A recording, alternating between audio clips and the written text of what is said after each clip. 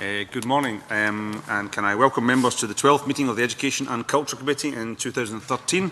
Can I remind members that all electronic devices should be switched off at all times. The first item on our agenda is whether to take item 3 in private and whether to consider an approach paper on the McCormick Review of Teacher Employment in Scotland and a draft report on the Royal Charter's implications for Scotland in private at future meetings. Do members agree? Okay, thank you. The next item is an oral evidence session on the implications for Scotland of the proposed Royal Charter on the self-regulation of the press. Excuse me. Last week we took oral evidence from 2 panels. This week we will take evidence from 2 further panels before hearing from the Cabinet Secretary for Culture and External Affairs and her officials. Can I welcome to the committee our first panel, Magris Llewellyn, Editor of the Herald, Alan Cochrane, Scottish Editor of the Telegraph, and Andrew Harries, Editor of the Scottish Sun. Good morning, gentlemen. Before I open up the questions to the rest of the committee, can I begin by asking you a general question, and I would appreciate your own opinions on how you think the current Editor's Code actually operates and how well it works, and what are the strengths and weaknesses of the current system. Andrew. I think code is something we should be proud of as journalists. I was slightly concerned about some of the evidence that had been laid before the committee, which kind of pointed to the editor's code as being sort of almost clubbable, a kind of gentlemanly agreement, an organisation for a game of poker in a pub, and that's not my experience. This is a binding agreement that we have with our own journalists. It's written into their contracts. Breaches are taken very, very seriously, both by me as an editor and further by our Human Resources Department. I think it codifies standards of behaviour of which journalists should abide.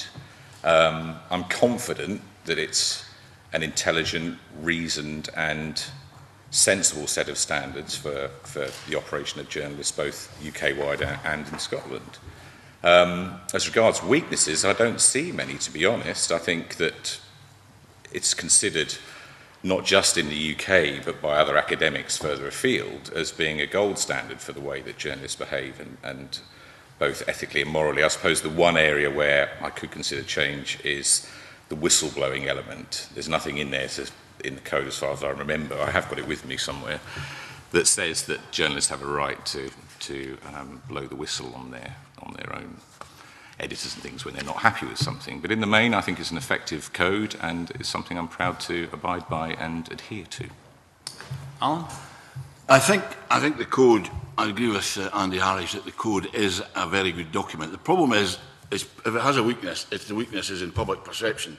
The public doesn't like it. The public doesn't think it works, and it doesn't think the PCC works. And that's the problem that we as journalists and as editors have got to address, and that's the biggest weakness in the current situation. I mean, just a casual glance at the PCC last night, I mean, it's still working. There were 500 odd referrals to it last month and a similar number in January. Most of them are resolved amicably to the complainant's satisfaction. So, I mean, the PCC is heavily criticised, and to a large extent it's justified because of this lack of public appreciation of its work. And I think one of the weaknesses of the PCC has been that the 2 of the chairmen, Lords Wakeham and Sir Christopher Mayer, were seen as being too close to the industry. And then the last chairman of the PCC, forgive me, I've forgotten her name, but then most people did anyway, is that she was presented with evidence, or at least complaints about alleged phone hacking, and didn't feel able to pursue them. So it's the public perception of the code and the commission that is its biggest weakness, in my opinion. Okay, Agnes. I'd agree with my 2 colleagues here. Andy's absolutely right. The code is taken incredibly seriously by every journalist I know. The Herald, almost on a weekly basis, is in contact with the PCC over one matter or another. As Andy said, it's binding, it's written into everybody's contracts. I think Alan was right when he said that the public has probably lost a bit of faith in the PCC. I think it's generally regarded as being there was an inadequate response to the allegations of phone hacking and criminal behaviour. laws may have been broken, but I think Campbell Dean touched on this last week, that there's a danger that some editors possibly conflated ethical behaviour with legal behaviour, and I think that perhaps caused some problems within the way the PCC was perceived. So I think in general, as Alan said, the PCC actually operates pretty well. Unfortunately, in some very important cases, it fell down on the job, and that's something that needs to be addressed, if nothing else, to address the public's concerns, which is what, again, Alan said. Can I make a quick point on the PCC? I think Lord McCluskey described it last week as totally and utterly ineffective. Well, as recently as Sunday, in one of my Sunday paper at the weekend, I had to run an adjudication, a PCC adjudication, with which I fundamentally disagreed. I thought they were completely wrong. Nevertheless, because it's a binding arbitration process, I was obliged to run their full adjudication with their wording, with a headline of their choice on a page of their choice, which I duly did. Now, that's not a sign to me of something that's completely broken. And I do wonder whether there's a difference between how we perceive what the public view is and the experience of those who might seek to use the service of the PCC. And my experience working for a mass market circulation tabloid is that there is a belief that if you go to the PCC with a complaint, that it will be dealt with adequately, and that's certainly my experience. It doesn't always work in our favour, and certainly didn't at the weekend, but nonetheless, we do spend a lot of time dealing with complaints of all sorts from people who feel aggrieved by something that we've done, and we take it very seriously. Thank you very much for that, gentlemen. I'm interested in your views about the Editors' Code and PCC. You say it's a failure of public perception to recognise the work that it does. I mean, do you honestly believe that's the case? That's the only problem with it? That, you know, there's no not a more widespread problem in its ineffective operation, in the ability to deal with, and let's use phone hacking as the obvious example. I think, sorry, just if you'd like to finish, Alan. It completely failed to deal with that particular issue, and there are a number of other issues across a range of different subjects, which certainly members of the public feel particularly aggrieved about, and we've got witnesses coming today who are in that category. So, do you really think it's just a matter of public perception? Sorry, Alan. Well, I think in terms of phone hacking, I mean, I think the problem we've got here is we're dealing with serious criminal activity, and the code was not designed to deal with serious criminal activity. But I would have thought that the public's criticism of the PCC was that it did not point the legal, the police, criminal prosecution services in the direction of taking action against people who are deemed to have broken the law. And I mean, it was a bit rich last week, Lord McCluskey, saying what we want to be is above the law. There are 60 journalists currently charged with very serious offences. I mean, Andy Coulson is charged with serious offences on both sides of the border. So I don't think there's any attempt by the press to be above the law. I think that what the press is saying now is the PCC wasn't, the Editors' Code wasn't set up to deal with criminal offences, and that if criminal activity is determined, it should be proceeded with by the appropriate authorities. Thank you. Joan McAlpine. Yes, phone hacking notwithstanding, obviously there was a number of cases that came before Levison where people felt that they had been continually harassed and there had been continual invasions into their private lives, and I'm thinking particularly of the McCanns. You know, why did the PCC, wasn't it able to stop the repeat harassment of people like that? I'm aware laws exist to prevent harassment. I think, as far as I can see, that the McCanns were let down by the system. That's possibly a failure of the system as much as anything else. And I think we all agree that what happened to them was completely and utterly wrong. So in that case, I think the PCC failed. I think we'd all agree with that. No, I'm not suggesting that it's perfect and that we shouldn't do anything about it. No, I mean, but laws do exist to treat or to deal with most of the issues which I'm sure you're going to confront us with. The laws are in place to deal with criminal behaviour, in place to deal with invasions of privacy. There's legislation in place to deal with harassment. Unfortunately, for whatever reason, the people who are subjected to some misbehaviour were let down by the system, and not just by the PCC, but also by other authorities as well. Thank you. Neil Finlay. I wasn't here last week, but looking at the evidence last week, Pete Murray from NUJ said, and I'll quote him, we think that, since well before the hacking inquiry, we argued that the PCC was not working and could not work under a configuration in which the regulator did not have the power to enforce a lot of its decisions, and the press proprietors and editors were able to opt in and opt out. He then went on to say there is a unanimous view among editors, proprietors, politicians and working journalists that a new system of regulation will have to be enforced, and that there is no option to do otherwise, regardless of whether there are punitive damages. Would you agree with his... Honestly, Mr. Farr, I didn't hear all of your... I mean, I think, generally speaking, everyone agrees it's got to change, yeah? Yes. Yep.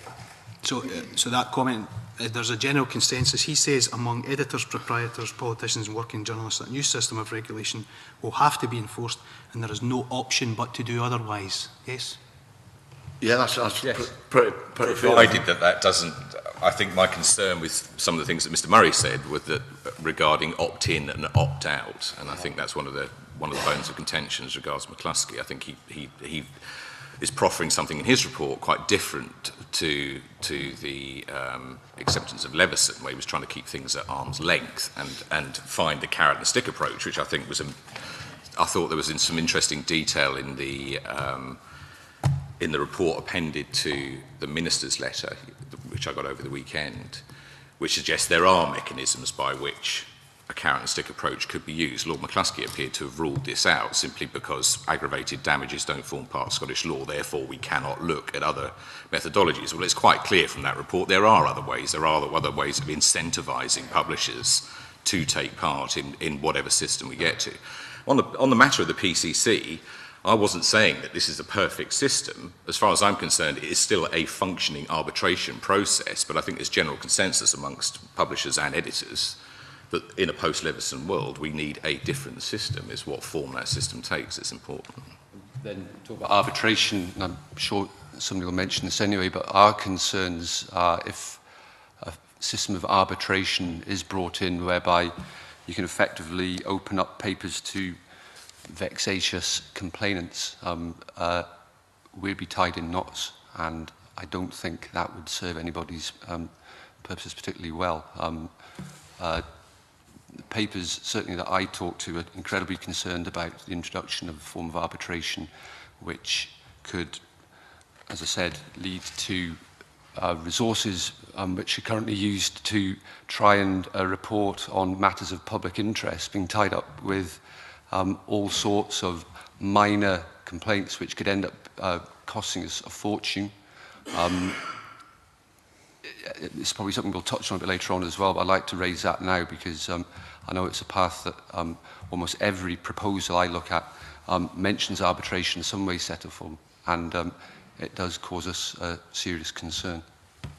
I'm sure we'll get onto arbitration in some detail, along with some other issues, but just to clarify something I'm not sure I understand. Mr. Harries, didn't you mention that you'd been involved in a binding arbitration, the PCC? Under the PCC as it operates at the moment. Right. So there's binding arbitration at the moment. So what's the problem, Mr. Llewellyn, with arbitration going forward? Arbitration going forward, every plan I've seen involves opening up a system whereby complainants can take out a financial, or start a financial action against the newspaper, looking for small claims damages, basically, which could potentially lead to, as my colleagues here will know, we have complaints come in all the time complaining about certain aspects of our work, often very subjective.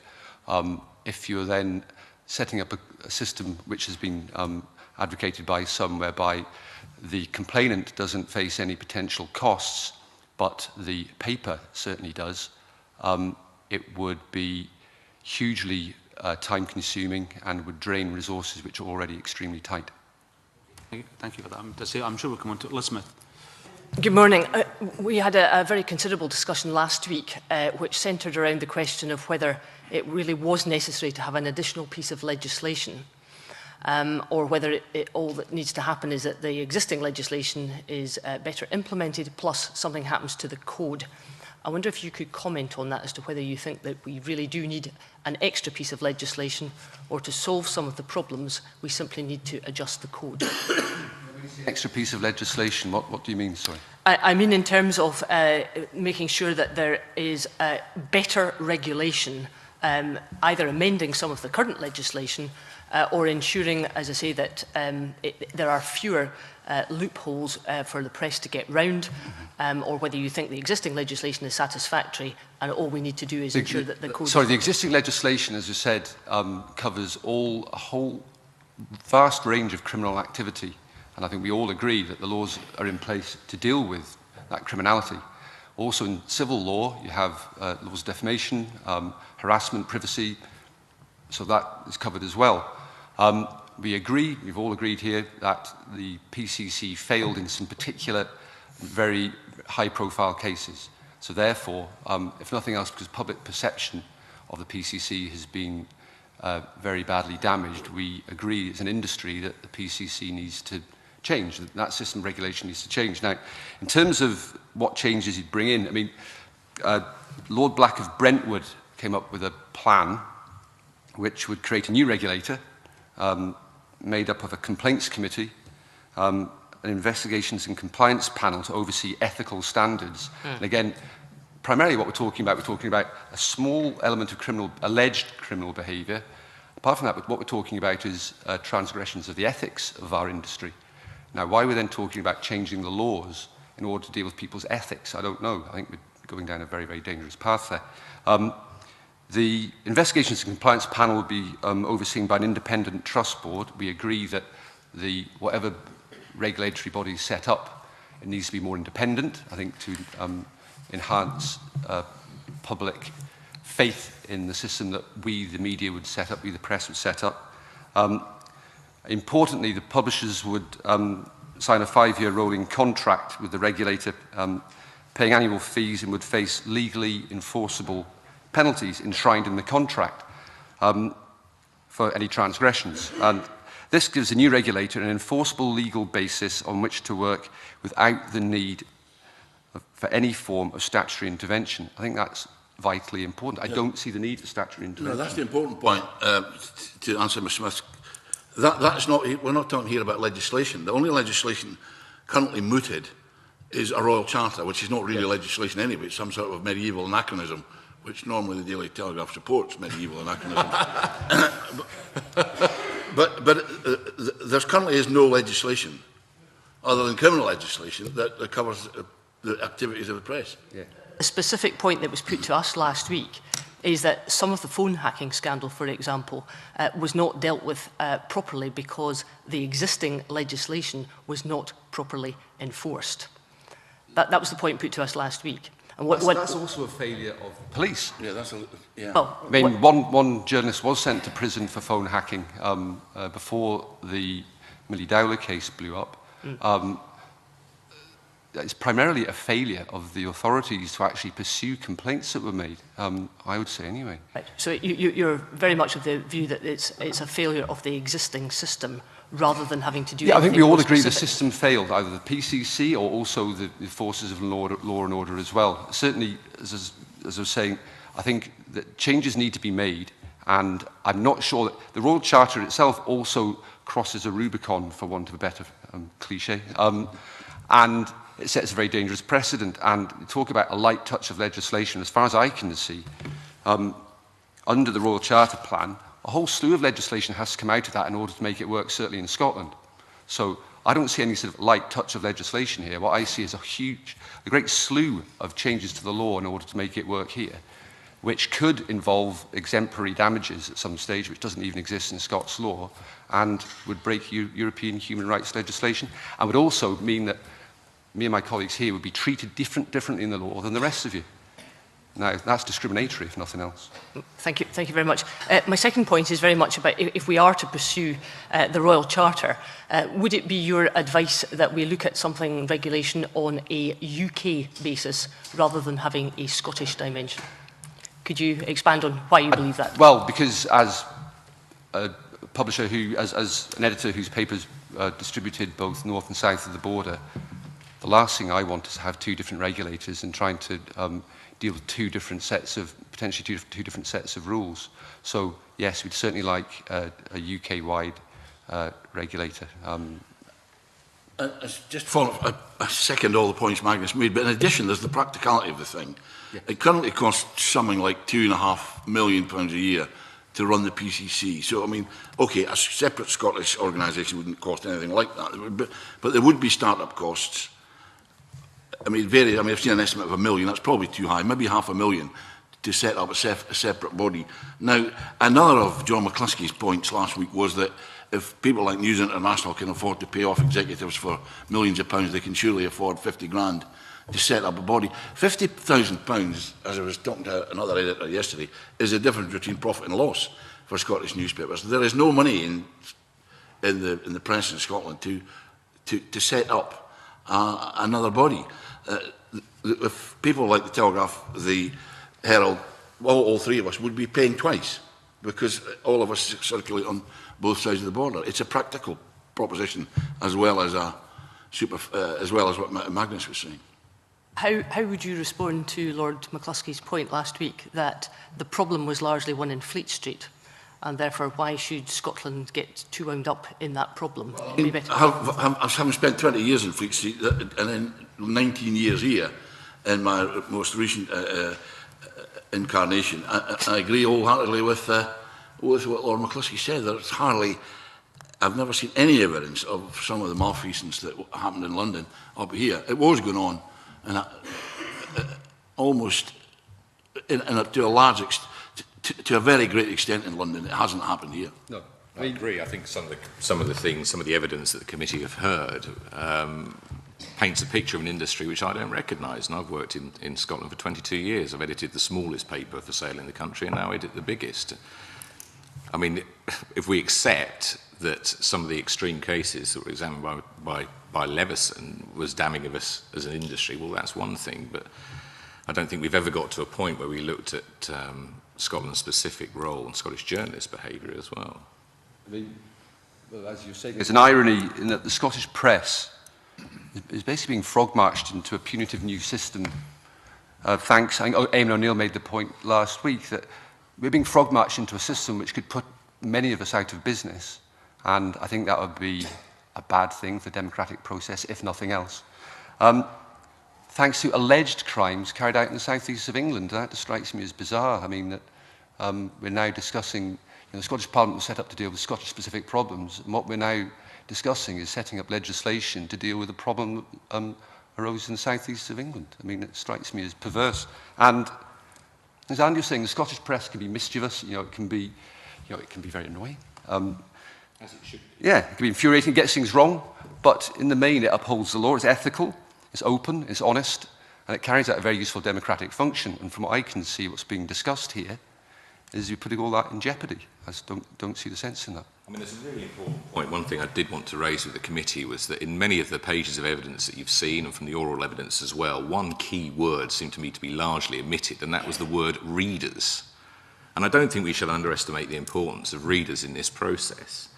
I mean, my paper sells just under 2 million copies a week. Overall, Scottish newspapers, both large and small, sell more than 6 million copies a week. On the last audited figures, Scottish daily papers had 2.2 million readers every day.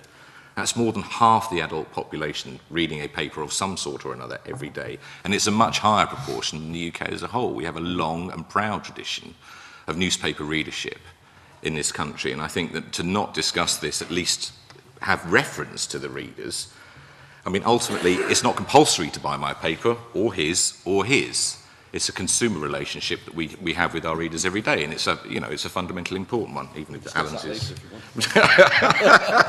Is it compulsory? Sorry, can I take you back a little bit? Because again, I'm confused. I apologise for my confusion, but you support a UK-wide system. That was what you said. Yeah. And then complain bitterly about being frog-marched into changes caused by the activities of journalists in the southeast of England. Uh-huh. Yeah, so if you want a UK-wide system, the UK-wide system that's being proposed is because of the activities of those in the... The point I was making was that, from what I can see, we're dealing, as I said before, with a failure of ethical, alleged failure of ethical standards. What's now happened is that we are moving into creating new legislation to straitjacket the press in some ways and forms. That is not what... The problems initially arose by a failure of ethical standards and, in a few very high-profile cases, some criminal activity. So we agree that the PCC or the regulatory body needs to be changed. That being the case, and as I said, those misdemeanours were carried out in the south of east of England. So there's an irony there, as I said. But if we agree that the regulatory body needs to be changed, I personally would much rather it's done on a UK-wide basis for practical reasons, because... just briefly, because you said there's a terrible problem or difficulty in operating across two different regulatory regimes. Yeah. Do none of your papers operate in the Republic of Ireland? Certainly mine doesn't. Mine does. Yes. So do you have a difficulty in operating across two regulatory regimes? It depends what you mean by difficulty. But I mean, the I'm Irish asking Sun... what Mr Llewellyn seemed to be indicating was a terrible difficulty. I'm just trying to understand whether you find this... I can see inherent complications in it, and I mean, bearing in mind that the Republic is a very, very different animal from... We operate two parliaments. We have a Scottish Parliament responsible for much of our daily lives, and we have a Westminster Parliament with certain responsibilities that are retained. I mean, the Irish government is the Irish government. The Irish government has its own constitution. The Irish government subscribes to the HCR, which guarantees freedom of speech. The fact that our publishers feel able to subscribe to the Irish Press Council doesn't strike me as the best analogy for how we move forward. There will be inherent difficulties in running two systems, not least the funding of which the guys have already pointed out. It's also the case, certainly as far as the Irish Sun is concerned, that is fundamentally a different product. It's edited and produced in Ireland. Under one company, but again we're talking about resource here as well. The Herald, for instance, doesn't have specific London, Bristol, Manchester, Blackpool editions. We just are circulated, not widely, but we are circulated in England as well. So therefore, what we write would come under, there may well be different interpretations on what's written. In Ireland, for instance, Ian McWhirter highlighted the fact that there's an article he wrote a couple of weeks ago that there are certain things you can't say in Ireland now. You can't print. He made the point about Kevin Myers wrote a piece saying Africa is giving nothing to anyone apart from AIDS. It's a nasty remark. It's untrue. He can't, but he's making it. He said it to make a point. He can't write that now. Now, I'd be very, very concerned if, as a journalist, some sort of straitjacket was brought in, say, in England, which meant that one of my columnists, it could be Ian McWhirter, whatever, wanted to make a point and came up with a phrase like that. And we would then be hauled before the beat down south, but it was okay to publish it up here. And I think one of the problems, convener, we have is we were told by successive political leaders, and I'm excusing the Scottish Government from this, that there would be no statutory control. I mean, David Cameron, the Prime Minister, leader of the opposition, the Deputy Prime Minister, and then suddenly, in the dark watches of the night, up comes a plan for a royal charter, which is effectively a form of licensing of the press. And you can't have a free press if it's answerable to a regulatory body set up by the state. And that's what the royal charter proposes. And although, speaking personally, I think for the others here, we want a UK system. We certainly in the Telegraph Group do not want anything that is set up by Royal Charter, and which is effectively statutory control in our book. Okay, thank you. Joan, was it on the same point? Yes. For Ryan, because Colin's been waiting a little while to... Right, okay. If it's quick, yeah. Convener, before I go on, I should also again declare an interest as a columnist with the Daily Record. I forgot to do that at the beginning. In terms of the points that you've been making, Lord McCluskey last week said all you were being asked to do through the Royal Charter or through legislation was statutory underpinning of your own editor's code. And since you've all praised the editor's code, he was saying, well, why should you have a difficulty with the statutory underpinning of a code that you already all support and say is working well? Well, I feel quite strongly about this. I mean, I feel I'm very much church and state when it comes to any idea that parliaments of any way, shape or form in any area should have a foothold in a free press, which I think underpins the democratic process. I don't think McCluskey's, or Lord McCluskey, as I should refer to him, is right in his conclusions. I think he, in terms of the remit that his expert group had, I think they went beyond it. They weren't asked to produce a draft bill, but did. And I have issues with the idea that even if you choose to try and keep the regulatory authority at arm's length from Parliament, and even if you say the appointment of a regulation, I think he calls it the Recognition Commissioner, even if that was under the remit of the Appointments Authority, that still effectively embeds that person, by extension, weds it to government. And further, if the Recognition Commissioner, and let's say that's the route that Parliament chose to go down, was there to decide which body was operating effectively, and I think McCluskey makes the point that you could have a UK-wide body recognised by a Scottish-specific Recognition Commissioner. My concern is, what if no regulatory authority is proposed by the industry? That to me means two things. One, it would lead the possibility of a wealthy individual, a charity, a group like Hacked Off to propose to form a regulatory authority, and provided it ticks the boxes, the Recognition Commissioner might have to accept it. And further, specifically, he spells out the scenario: what happens if there is no regulatory authority proposed, either by the industry or anybody else? It's incumbent then on Scottish ministers to provide the framework for that regulatory authority. Now that to me says we're going back, to the licensing of papers we haven't seen since the 1600s. That's straight state intervention, straight state control of the press, and I'm deeply uneasy about that. And I think one of the problems with the sort of two layers is, and picking up a point Magnus made earlier, I mean, if there's a complaint to the regulatory body which is not dealt with satisfactorily, or at least satisfactorily to the complainant's perception, then what's to stop them appealing to the higher body which is controlled by the state, or at least dependent upon state control, saying, oh well, can you have another look at it? So it's a sort of double jeopardy position that is being proposed, which I don't think is what the politicians initially intended to do. No. I think going back to the point you're making, John, about McCluskey and what have you, I mean, as Andy rightly said, I mean, there is a scenario if the regulator is doing a job that the Recognition Commissioner doesn't agree with, thinks doing a bad job, you can effectively just tear that up and you guys then decide how we do our jobs. I personally think that's pretty dangerous. I mean, you're talking about some kind of Orwellian Ministry of Truth. I mean, that's wrong. He said it, not us.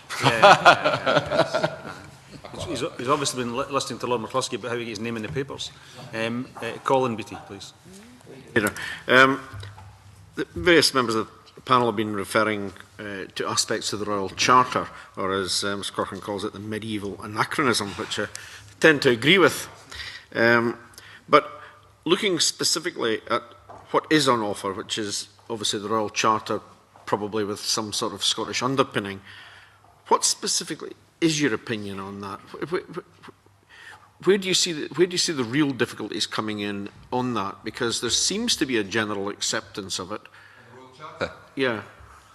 Well, first it was dreamt up over pizza at 2 o'clock in the morning by a bunch of celebrities and a bunch of a very small handful of politicians. You then lead up to a deal to set it for the Privy Council to set this thing in motion. So immediately you have something that strikes me as being pretty unaccountable. Lord McCluskey said himself that, what did he say? It was undemocratic, a creature of the government, a terrible example to the rest of the world. Then I have to say his alternative is actually worse. So if anybody else has got a better idea, I'd like to hear it. But I think what we're proposing is certainly safer in terms of freedom of speech and what have you. This is legislation being made in haste, as far as I can see. Now, I'm not a lawyer, but I know enough to know that legislation made in haste is often very bad legislation. It includes arbitration, and we've already mentioned that already. I've got deep concerns about arbitration. My job's difficult enough as it is without constantly dealing with complaints on a far more sort of financial level that we do at the moment. Exemplary damages, again, which comes under the Royal Charter. Again, we've already touched on that, but it wouldn't work in Scotland and they're discriminatory. As I said, that's, you know, so this Royal Charter is setting something in place that could also then lead you down. It says it crosses the Rubicon, which David Cameron said wouldn't be done.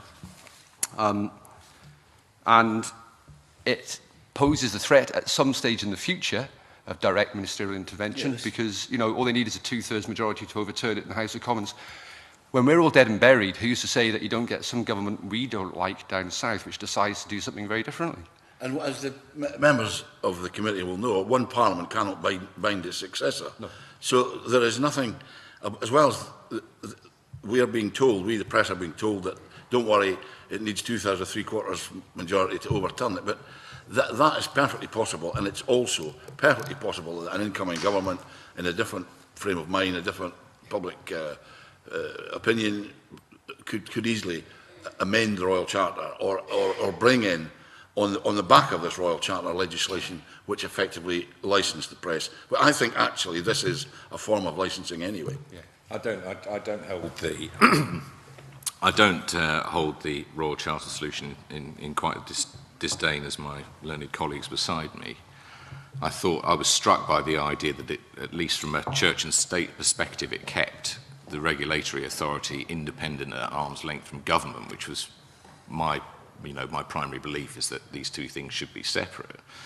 To answer your point specifically, I think one of the biggest sticking points will be exemplary damages. I think that's a hurdle that they haven't successfully cleared, and that may be the one difficulty, when it's a difficulty specifically in Scottish law anyway, but it strikes me that that may be one of the difficulties south of the border as well. I mean, it's effectively we were left in a post-Leveson world with a choice of either death by stoning or death by hanging, and I think neither are preferable, but anything that keeps, and with the greatest respect to this committee and this parliament, anything that keeps parliamentarians hands off control of the press, that has to be a good thing as far as I'm concerned. Listening to what you're saying there, obviously you've got deep concerns about it, but how specifically would the Royal Charter stop you doing your job or constrain you in doing your job?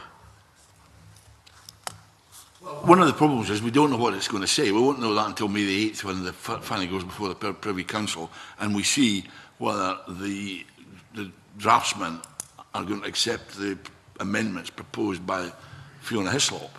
I mean, when it comes out of the Privy Council, we'll then see specifically how it will affect our daily lives. But in essence, what it does is create a licensing body of the press. So there is the body that we're trying to set up, the regulatory body, will be answerable in every respect of its daily life to this recognition body, which is set up. I keep saying, wanting to say by statute, but it's not by statute. It's by Royal Charter, and that is potential control of the press. Do you think, in terms of, we won't know. Sorry, to finish, we won't know how it's working until it works. Do you think in terms of Scotland there's any sort of democratic deficit in taking the Royal Charter approach? I think that's an excellent question. I think that's an excellent question. Certainly Lord McCluskey thought so. But as I said, his solution to that was worse. But yes, as I said, it was a deal done at 2 o'clock in the morning with pizza and whatever and some cronies. And I certainly feel there's a democratic deficit there. And as I said, what you're doing is you create a precedent is being created whereby the government gets involved, albeit a handful of members of the government gets involved in press licensing. I'm not sure what John McCluskey was saying, actually. I mean, he was saying that the Royal Charter gives a sort of nod to Mugabe and the Putins of this world. But, I mean, he's also veering away from statutory control by Parliament. So I'm not sure which of the two John McCluskey was preferring. There is no doubt about it that in a democratic situation, control of Parliament would be preferable, but not as far as we're concerned. mean, and you asked why the Royal Charter would make life difficult for us. Well, as far as from what I've read, going back to points I've made already, it includes plans for arbitration, which, as I said before, leaves us open to claims farming and third-party complaints, which we haven't touched on, but that's a nightmare.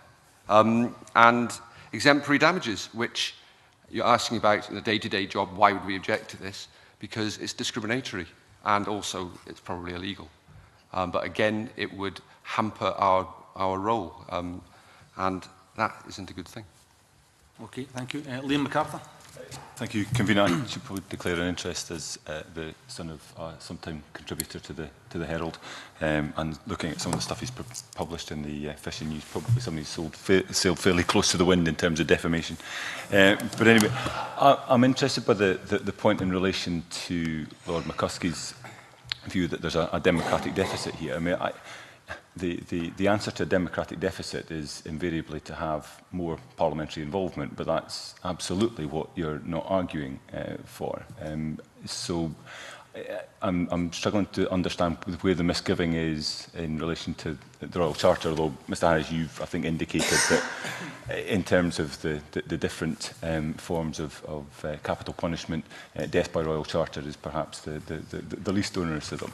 I mean, Alan Magnus, I mean, is there anything you can do to enlighten this committee about whether or not you see more of a role for this Parliament or Scottish Government and this Parliament in a Royal Charter process, or would you see that as making a bad situation worse? I'm about to say I'm trying to argue the case for no Parliament getting involved in regulation of the press. I mean, that's a position I think the press in a free society should be adopting. The NUJ last week. Well, the NUJ must speak for itself. I used to be a member of the NUJ. I'm not any longer, and I'll go into the reason for that later if you like. But that the position, I don't want parliaments involved in the regulation of the press. I want parliaments involved in criminal activity of journalists, if that seemed to be the case, but not in the day-to-day running of the press, which is essentially, although David Cameron's trying to pretend it's, now was it David Clegg who said it's a dab of legislation? Well, you can't have dabs, you either have legislation or you don't. I mean, the recognition panel is a creature of the government at the end of the day, and you could look at, so you could say, so basically it's a creature of the government, it's been created by the government, and the government, albeit with a large majority, could change the basis under which it's set up. So therefore, that Rubicon is being crossed. The Blair government did their best to suspend habeas corpus. You know, what you're doing is setting in motion a chain of events which potentially could have catastrophic consequences for free speech. I mean, we've had this morning acknowledgement that there is a problem in terms of public perception. There's an acknowledgement that in terms of the legal sanctions, particularly with regard to alleged allegations of phone hacking, but going beyond that in terms of the treatment of McCann's, and I think there are other very high-profile instances of similar behaviour. And as Alan, you've testified to your time in Fleet Street, this has not been a new phenomenon. There have been problems in terms of the approach to the press over very many years. Now, future governments can take whatever, or future parliaments at a UK or a Scottish level can take whatever view they like.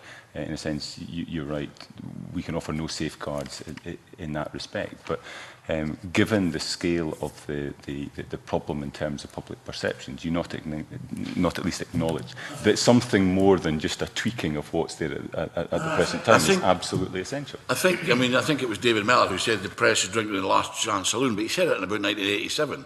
It's been a long time, closing time's been a long time coming. And there's no doubt about it, the public believes that the press should get a kicking. And I think we accept that. But I don't think that you can weigh in the balance the effective licensing or state control of the press as a way of resolving the criminal activities of some journalists.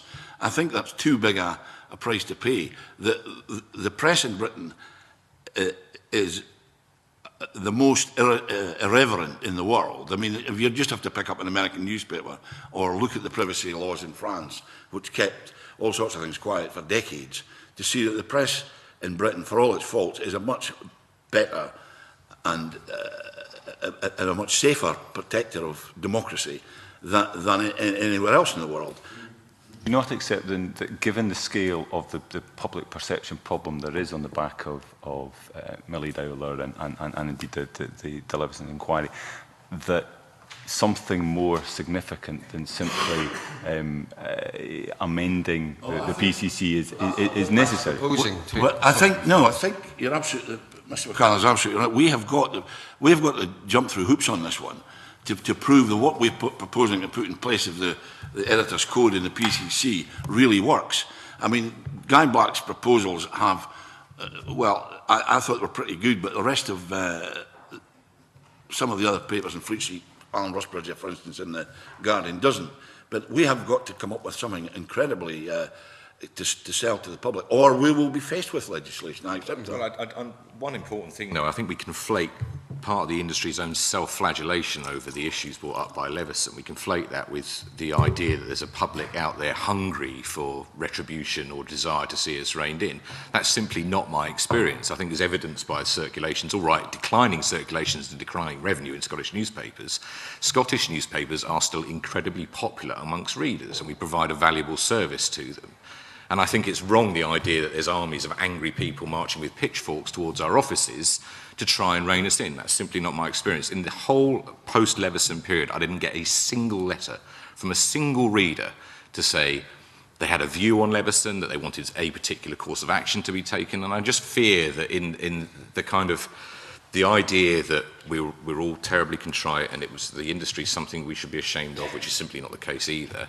I mean, you've made the point about readership again. You made that point earlier. I mean, I suppose the concern that would give rise to is that readership and the public choosing what they buy and what they don't buy, to some extent, was the driver behind the problems that gave rise to alleged phone hacking, the competition between the papers, and actually the competition to get a different angle on the story that wasn't available through fair and acceptable means. So to some extent, the danger in pursuing that line of argument, is it not, is that, in a sense, it seemed to kind of condone activities that not just sail close to the wind, but have stepped kind of the wrong end of the line. You know, it's a valuable perspective. I wasn't trying to suggest that we shouldn't use this, that we shouldn't try and proceed on the basis that my industry, or our industry collectively, is under pressure from the Leveson report. The point I'm trying to make is I just think we need to be a little bit careful about this idea, this notion of a hugely angry public looking to you people, to our parliamentarians, do something about this out-of-control press, as Lord McCluskey put it, trampling over the democratic rights of ordinary citizens. In Scotland, is that my experience? Is that my experience of the way newspapers behave and all the good things that newspapers do? And ultimately, I do believe that newspapers are a force for good. As any the final point, I mean, as any government will tell you, as soon as they consult on anything, you only hear from the people that are opposed to what it is that you're doing. And in a sense, as long as the public are persuaded that government at a UK level or this Parliament is moving in the direction of taking into consideration the findings of Leveson and trying to do something about it, then they're hardly likely to be marching with pitchforks to your door or my door or anybody else's door. That's a question, that's a point. Okay. Neil. Just a quick follow-up on that. I mean, someone's continued allegiance to a newspaper doesn't necessarily reflect the fact that they're satisfied with the way in which the newspaper conducted itself over the years. I mean, some people buy a paper for the bingo or the racing tips or the football or whatever. So I think that's a pretty difficult argument to make. However, so far from what we've discussed this morning, I kind of know what you don't want. You don't want McCluskey, you don't want the Royal Charter, and in the best of circumstances, you don't want any regulation whatsoever. I think if that would be fair to summarise what's been said. So maybe in, a couple of... Sorry, we do want regulation. We live with regulation day in, day out. What we're concerned about is legislation. There's a big difference. Yeah. Could you then explain to me, in words of a few syllables, what you do want? And what you want that would provide protection to those people who were wronged over and the wrongs that were exposed during Leveson? I want the law to work. The existing laws to work. The laws exist that deal with all the alleged crimes and misdemeanours that we've touched on already. That's the first thing, okay?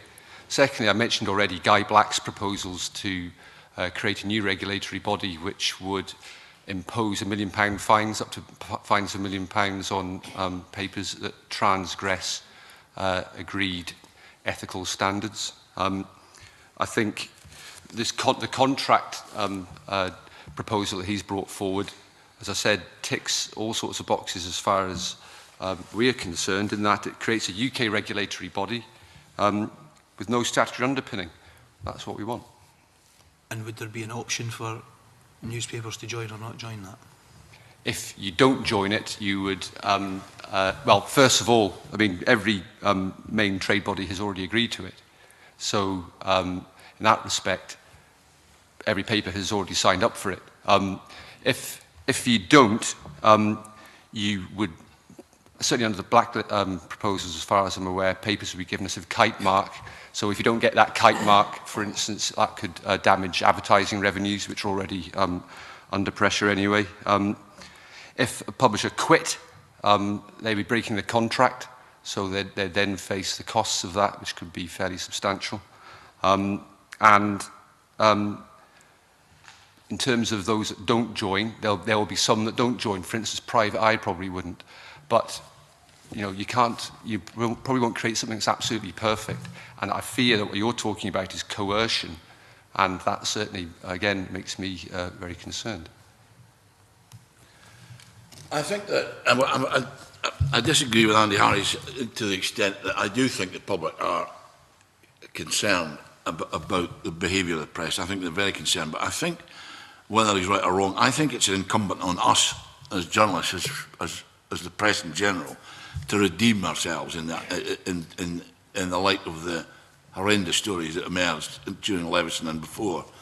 And I think that the relationship between, say, press and police is being examined. There are arrests in terms of public officials. Just to emphasise what Magnus was saying, that's where essentially the problem lies. It's in the criminal law. The Guy Black proposals, the Lord Black proposals, in terms of harassment and ethics are one aspect of it. But essentially the public is concerned about journalists breaking the law. And it's there that okay, there was obstruction in some newspaper managements about the inquiries that the police were making, but there was also collusion between the police and those managements that prevented proper investigation of these crimes. And it's the criminal law. It's hellish that we as journalists have got to say, make us more liable to the criminal law. But contrary to what John McCluskey said, we are not seeking to be above the law. Make us, if we break it, break us. I think it's important to say that, I mean, no one's actually been prosecuted for this yet. So I think Lord McCluskey last week, as somebody else pointed out, was casting all sorts of aspersions about News International. He's a judge, he should know better. He should wait until these people stand trial before he uses parliamentary privilege to try and hang these people before they're actually in the dock.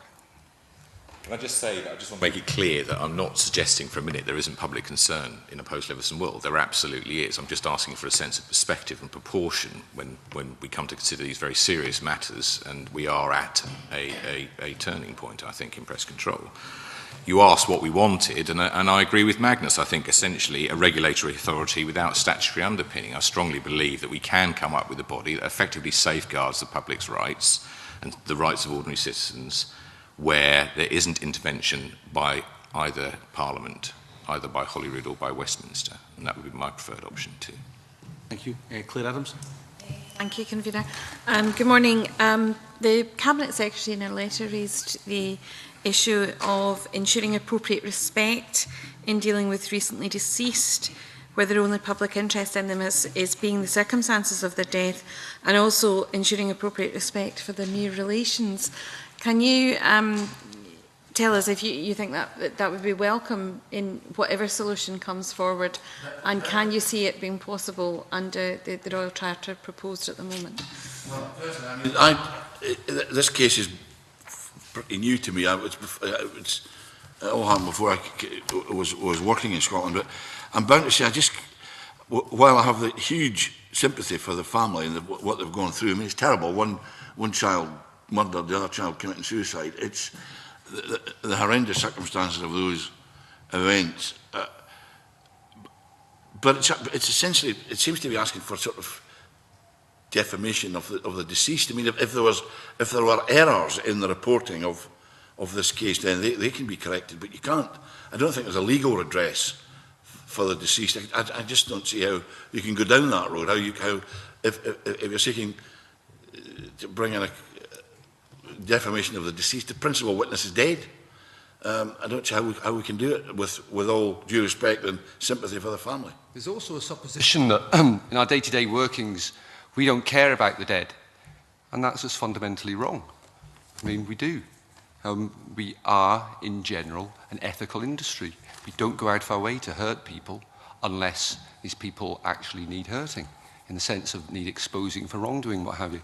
Day in, day out, we don't go out to traduce or undermine the reputations of people who have died unless their reputations need investigation. Now, in this case, which obviously applied to the then Glasgow Herald, what was done was wrong. The article by Jack McLean was inaccurate, it was insensitive, and so therefore it shouldn't have been published, in my mind. It was an opinion piece. I would defend his right or anybody else's right to say something that's offensive, and in his case he was writing something which was actually trying to make a very valid point about the treatment of a young girl in the judicial system.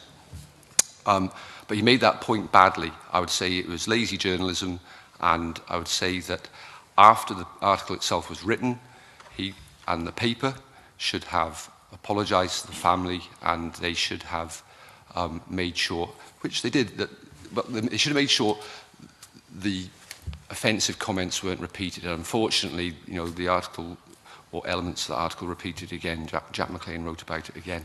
What the Glovers went through was dreadful, and my immediate predecessor has apologised. So what the Watsons went through was dreadful, and my immediate predecessor has apologised to the Watson family.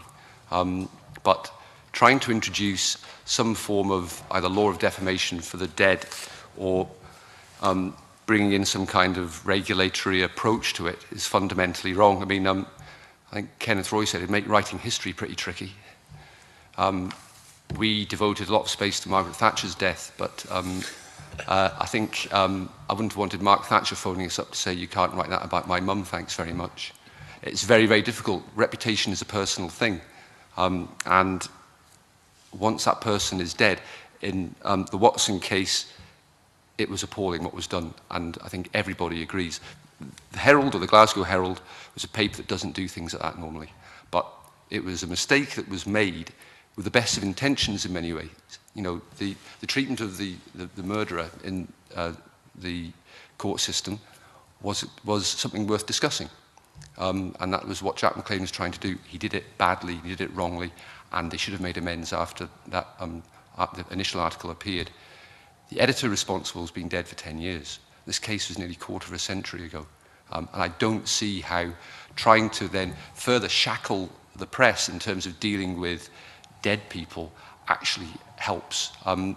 For instance, there was a criminal called Kevin Carroll. I think it's Kevin Carroll, the gerbil. Yeah, Kevin Carroll, who was shot dead in a car park in Rob Royston. After he was murdered, the press rightly started looking at his background, saying this guy had all sorts of criminal connections. Who's to say we wouldn't have been able to write that if, you know, members of his family or whatever had basically threatened us with some form of either action under what Fiona Hislop's proposing or taking it further into some form of legislation. Make investigative journalism very, very difficult, and that's not a good thing. So whilst I sympathise wholeheartedly with the Watsons, and I apologise yet again to them, what's being proposed is wrong.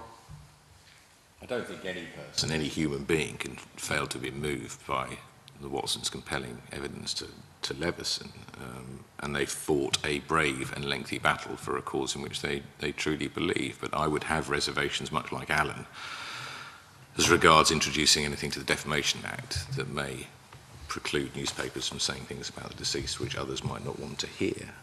And I don't think it has a place in a framework for self-regulation or regulation of newspapers. That's not to say that the case was against them, they were caught in the most appalling set of circumstances. It was 20 years ago, and I'd also like to think that my industry has changed. I can't think of an editor today, and I know many of them, who would ever let anything like that be written about anybody in any newspaper in any way, shape or form. It was just appalling. Robert Maxwell's in a case. Sorry, to say, Robert Maxwell, how do we have reported Robert Maxwell's death? We all knew the guy was a crook. Can I just clarify something? You seem to suggest that something the Cabinet Secretary had suggested would lead you to be, I don't know, taken to court if you wrote things about... I didn't say that, no. I think what she's proposing is, under a new regulatory body, the respect, a certain level of respect for the dead is taken into account. Yes. Yeah. Yes. But what does that mean? Now, as I said before, we do that already on a daily basis. But what Fiona Hislop seems to be proposing is putting something down in black and white which could be interpreted by people who have an interest in not allowing the truth to be published, to effectively gagging the press. That's what I'm struggling with. How would they be able to, how would an appropriate respect in dealing with those who are recently deceased in a standards code gag you? It's saying, convener, it's saying, the letter from the Minister is asking that paragraph 8 of the Schedule 2 to the Charter, which sets out minimum requirements for a recognised regulatory body standard code, there might be merit in making reference. I mean, it's just asking, from what I can see, for something to be enshrined in the Royal Charter, which would make it effectively, again, it's not statute, it's Royal Charter, would it make it some legal responsibility on us to use the phrase you've used, ensure appropriate respect. But I mean, it is enshrining it in some form of law. But I'm not sure how you define appropriate respect in legal terms. I'm not a lawyer. Well, I'm sure we'll come to that when we ask the Cabinet Secretary our views on this. I'm not sure that we have I hold the same view as you on terms of what this is or what this is supposed to be, but I'm sure we'll ask the Cabinet Secretary that. Neil Libby. Thanks, Convener. I was going to ask for your thoughts on Fiona Hislop's possible amendments in her letter. Obviously, you just touched on the idea of defamation of the dead. She said the other ones are largely technical amendments, but just wanted to see if you'd had a chance to consider them and what your thoughts were on Fiona Hislop's amendments. It looks to me to be a sensible approach to what's on offer down south at the moment, although nothing's been agreed. It's simply a proposal and a framework. I was interested to see that at least set in motion the idea that there may be a carrot and stick approach to be used, which would kind of rails against McCluskey's opt-in only. In other words, if you don't compel publishers to join a system of regulation, that there isn't any other solution. Well, it's quite evident from this letter and the background stuff attached to it that there are other ways specifically functioning within Scottish law that we can look at, and that's a job for Parliament to look at. I know that you have to respond fairly rapidly to what's on the table down south, but nonetheless it seems to me the job of Parliament to decide what these carrots and sticks might be, and I'm perfectly easy with that. Yeah, in general terms, I think these are technical explanatory notes, and I don't understand any of them, but they all look fine to me. But they look fine to you, though, Alan. That was they look fine. That's just thanks for that. No, in the sense, Convener, that it means that the Minister is accepting that the Royal Charter can apply to Scotland and that we don't need a separate body. And I would agree with that. And I certainly take notice of the fact she does talk about carrots and sticks, and she's certainly sympathetic to some elements of the way the press operates, and that's a good thing. Just to follow up there, there's a phrase in it that says about experience of Scotland. Have you any ideas on what you think experience of Scotland should mean? I took it to mean that she was taking cognizance of some of the witness statements given to Leveson and some of the cases that Lord McCluskey had touched on. Okay.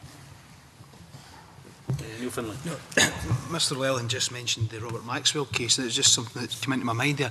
A friend of mine was involved with the Scottish Daily News in the 1970s, and when Maxwell took it over, and wrote a book called The Trade Unionist and the Tycoon, which was, he then received a lawsuit from Mr Maxwell banning him from publishing the book until after his death, which he then did. Would this proposed change, if there was the defamation of the deceased, would that change that situation? Book says, Yeah. I suppose. But I assume the book wasn't terribly flattering. And Mr Maxwell's family, from what I recall, it was a long time ago, were still pretty rich thanks to money he creamed off people's pensions and what have you. And they, looking at a potential scenario, could have used that money to tie a journalist or a writer up in knots and prevent them from publishing something they felt needed to be published. And that, as I said, you know, that's dangerous. You see what I mean? You're dealing with people often who have, you know, our job is to publish material that people don't want to have published quite often. That's part of our job. And sometimes that will involve folk who are related or associated with people who are dead. Well, very briefly, given the time, but Joan McAlpine and then Liz Smith. Yes, very briefly, I think it's just one thing that we haven't covered, which was raised by Magnus Llewellyn, which was in terms of the arbitration, allowing third parties the right to complain, and Magnus had suggested that there were deep concerns about that, and I wondered if you would just like to elaborate on what those concerns are. Yes, I mean, my concerns are that what you're doing is making a difficult and complicated job, as you know, Joan, even more difficult and complicated. I think that opening up a system of arbitration, which I have deep concerns about, would already lead us to an additional burden on our role. Opening up to third parties makes it almost abstract as well, so that you're just, again, adding to that burden. Give a hypothetical example of what you might see. As a columnist, Joe McCarmel will know that people often take exception to our views. Not many, I'm sure, but this is where the third-party complaints could easily come in. And I'd hate for columnists to be subjected to this draconian measure. I think it would give a green light to any aggrieved party to kind of collect and then complain, and the weight of complaints that newspapers would suffer from would just burden them to an extraordinary amount.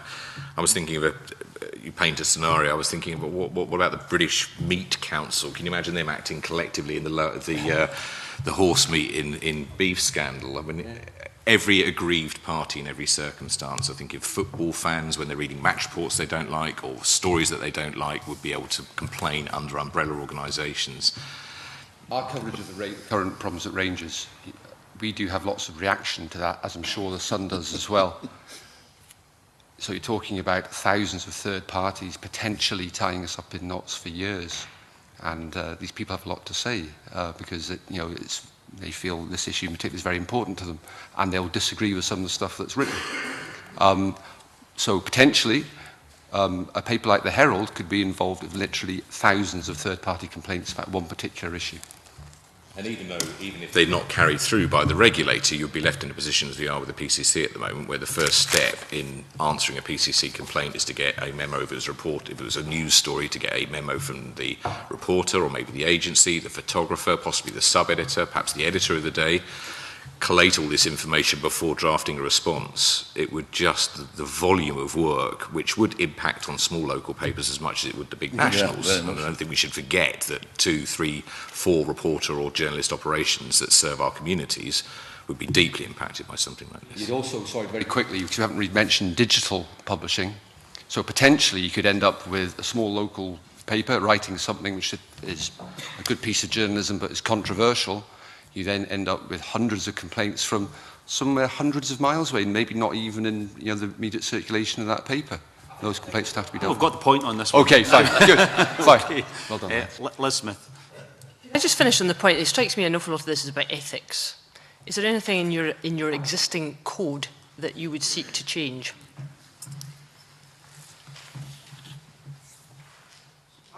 In general, I mean, the wording of the code is very specific, and it touches on ethics and, fair and reasonable behaviour and not bringing your paper into disrepute.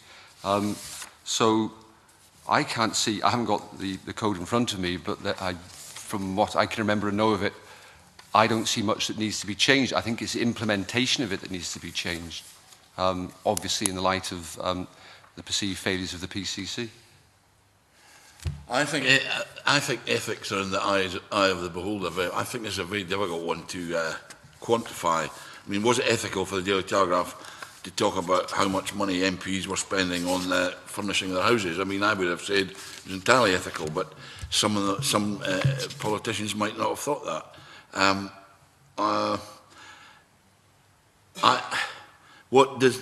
Does the member have something in mind?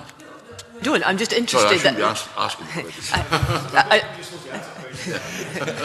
I just feel very strongly that all I've heard, and not being in any way an expert in this field and certainly not a lawyer, that a lot of it is about ethics. Yes. And what I'm asking is, do you have a gut instinct that there are aspects of the code that could either be improved or amended or even removed in some cases to make the workings of your industry slightly better? Well, most of the things that you would possibly regard, like reporting of children, using clandestine devices, paying witnesses, all of those are in the code. I'm trying to think of some financial journalism, where city journalists used to do share tipping. I mean, that was breach of ethics, but also it's actually a criminal activity again. Again, that's in the code. Intrusion into grief or shock, that's in the code. Incidentally, that intrusion into grief or shock would have been something that I'd hope would have, had we had the current code when the Watson case occurred, would have been covered by that. And I think that would have been a cast iron adjudication going against newspaper concerned had this form of the code existed at that time. I think it's important. Somebody said to me, regulation has to be about holding the press to account for failure to uphold our standards. I think that's fair enough. The PCC failed to uphold our standards in certain cases. But the regulation shouldn't be about the breach of any existing legislation. That's different. And I think we have to remember that. But as Alan has pointed out, the code, PCC code, is very wide-ranging.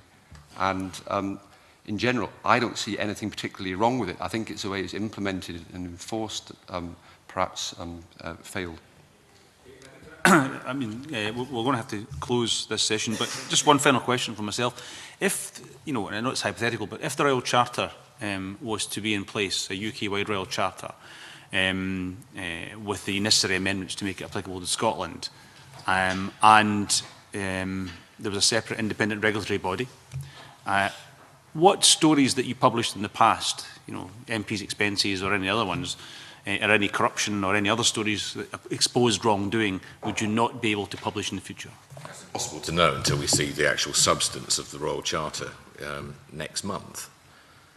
You're asking us to measure something we don't know how long this thing is. You seem to be fairly clear about what you were against, and you thought it would cause problems in terms of what McCluskey was proposing. Sorry, Lord McCluskey was proposing. And, well, 2 out of the 3 seem to be suggesting there were equally problems with the Royal Charter. So given that you'd come to that conclusion, I assumed that you'd be able to answer that question. Well, it's a question. I mean, I know it's, when editors talk of principles, count as spoons, but I mean, it is a question of principle. It is about a free press. It's not, a free press cannot be free in the worldwide acceptance of the expression if it's dependent on regulation of any description, regulation by the state, and that's what the Royal Charter proposes. It's a shoddy bit of work, frankly, up to now, and we, as Andy Harry says, we'll have to wait and see what comes out of the Privy. Again, the Privy Council, imagine that. I mean, just half a dozen people and the Queen signing a bit of paper. I thought you'd be in favour of that, Alan. Normally I like all that sort of stuff, but... in one case, I mean, the phrase that keeps on coming up is a chilling effect, and exemplary damages. If you are faced with, as I said, newspapers already facing pressures from all sides, if you're facing the prospect of being treated differently in the law than anybody else simply for trying to expose a wrongdoing, that may well have a chilling effect in an investigation that's being carried out. You're suggesting exemplary damages in Scotland, not at the moment. I haven't seen that. Not as yet, but who knows? I mean, in terms But didn't Lord McCluskey raise the possibility of I can't remember the expression used, loading the expenses? Yeah, the cost. Yeah. Right, okay, can I thank you all very much for coming along this morning, and can I suspend briefly? Thank you.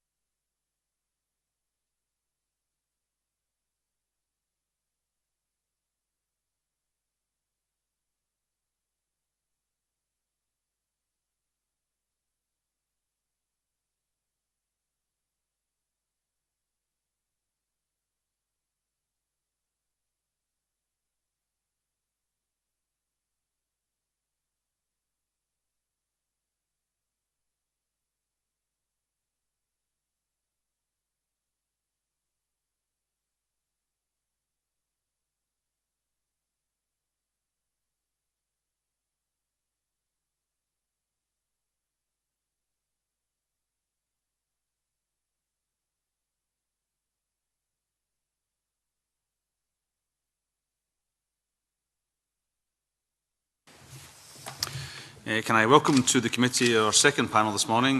We have Alan Miller, Commissioner, the Scottish Human Rights Commission, and Margaret Watson, witness to the Leveson inquiry. Good morning to you both.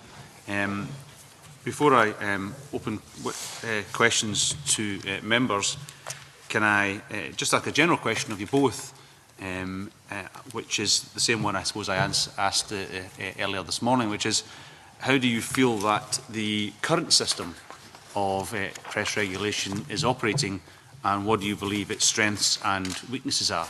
If I could begin with you, Alan. Thank you very much, Convener. I think in answer to the question, I would make three very quick points as to what the regulation of the press needs to consist of. The first is that the free press is a foundation for a democratic society and has been recognised as such by the European Court of Human Rights and many other international bodies, but that freedom of expression has to be exercised with responsibility. That's also written into international human rights law, and therefore it has to be balanced with a respect for the reputations and rights of others that the press exercises its freedom about. The second principle is the right to respect for private and family life, home and correspondence. That's the right that sort of comes up against a free press 9 times out of 10. It can be proportionately interfered with by the press in exercise of their press freedom, depending on a number of factors, public interest and others. But the third aspect, which might be of particular concern in this session, is the rights of victims. And this might go to the nub of what you're asking, Convener, that I think, and Margaret will speak much more eloquently and from experience than I will, but I think one of the problems with the existing system is that the burden is very much on the victim to do something about it, to get some kind of remedy or recognition of what harm has been done to her.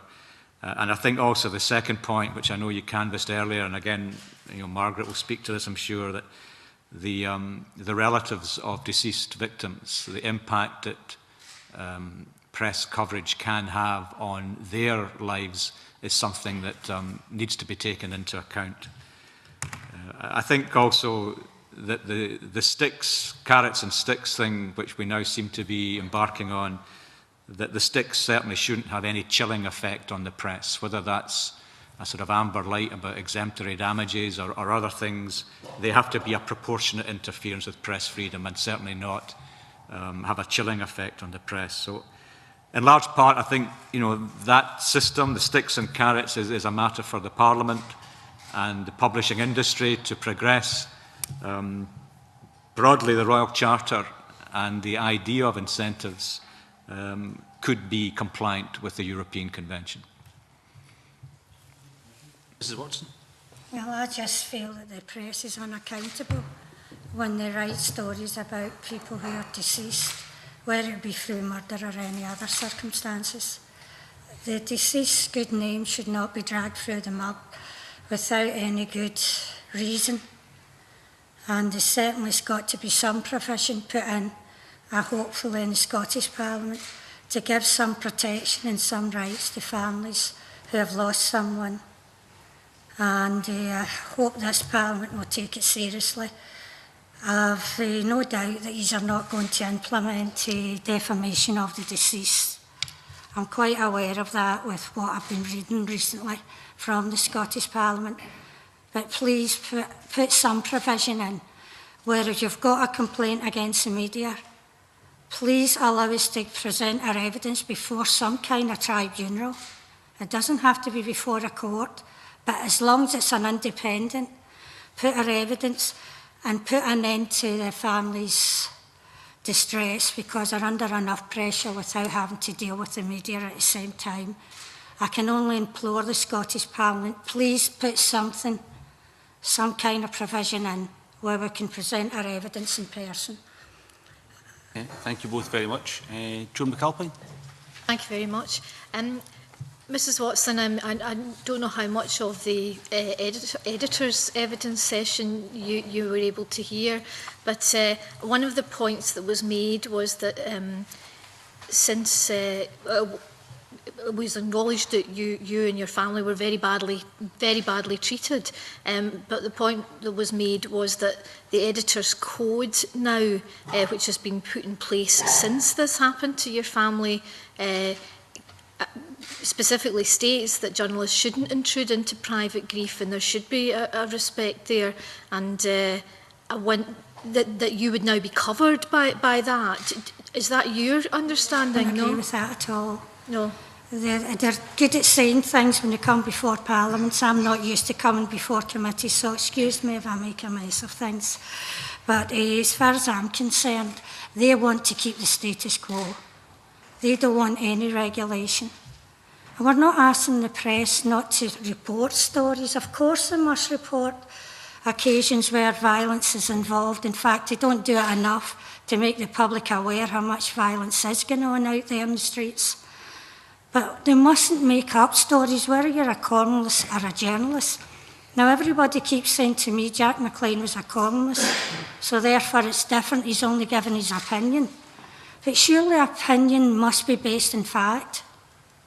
I mean, that's common sense. If you're going to write, please at least base it on fact and don't demean the memory of the deceased. If we hadn't have fought this, our daughter's memory forever would have been dragged through the mud. And through the years, the latest one was 2003, an article came out with a photograph of Mary Bell and Barbara Glover, the murder of my daughter, with the headlines, something along the lines, children who are victims of crime often go on to commit crimes. It was a Scottish Government report, but nothing was done about it because it didn't involve. What's the connection between Barbara Glover and Mary Bell? There's absolutely no. Their backgrounds are completely different. And yet, when we complained about it, the press complaint says, yes, the headlines was misleading, but they didn't do anything about the newspaper who published it.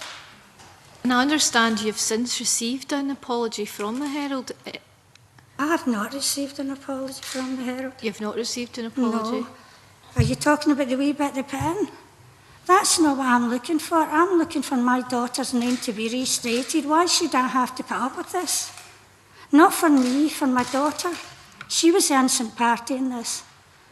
And unless we are allowed to go before some kind of tribunal, whether it be set up by the Scottish Government or the press themselves, as long as it's independent, and we don't need lawyers involved, and we're certainly not looking for money. I want to make that perfectly clear. I don't want blood money. I can't have my daughter back, but I'm not going to let anyone demean her memory. That's the only thing we've got. So even after all this time, you still feel that you have not had adequate redress for your particular case? As Jack McLean he could have been held accountable at the time. So could what's her name for Marie Claire? Meg Henderson. Now, that was a worse article. We keep going on about Jack McLean. What about the Marie Claire? That wasn't factually correct at all. Meg Henderson's never been held accountable for that because we can't do anything because we've got no legal standing. What kind of response did you get when you contacted the editor of Marie Claire about the article? We had to go down to London, Jim and I. And remember, we'd lost both our children at that time. We'd both lost our jobs. We had, to be perfectly honest, our electricity and phones was cut off because we didn't know, nobody helped us at all. That's the usual for victims, right enough. But we managed to get the money together, go down to London and see the editor of Marie Claire. We presented her evidence to her with her lawyer. She had a lawyer there, and her lawyer, they had a wee conference for about half an hour. We were left sitting in a wee room. Then the lawyer came in and says, I verbally apologised to us. But what they put in wasn't a retraction, it was just, as they would say, a clarification. That wasn't an apology. So what you would like to see is the ability to have more space to put your side of...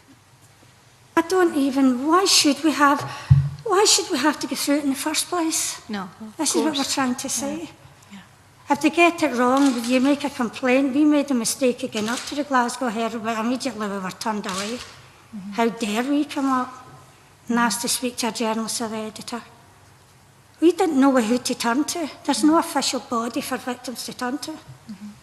The editor, of the current editor of the Herald, who obviously wasn't there at the time, told the committee that he didn't think that that would happen nowadays, that practice is much better nowadays.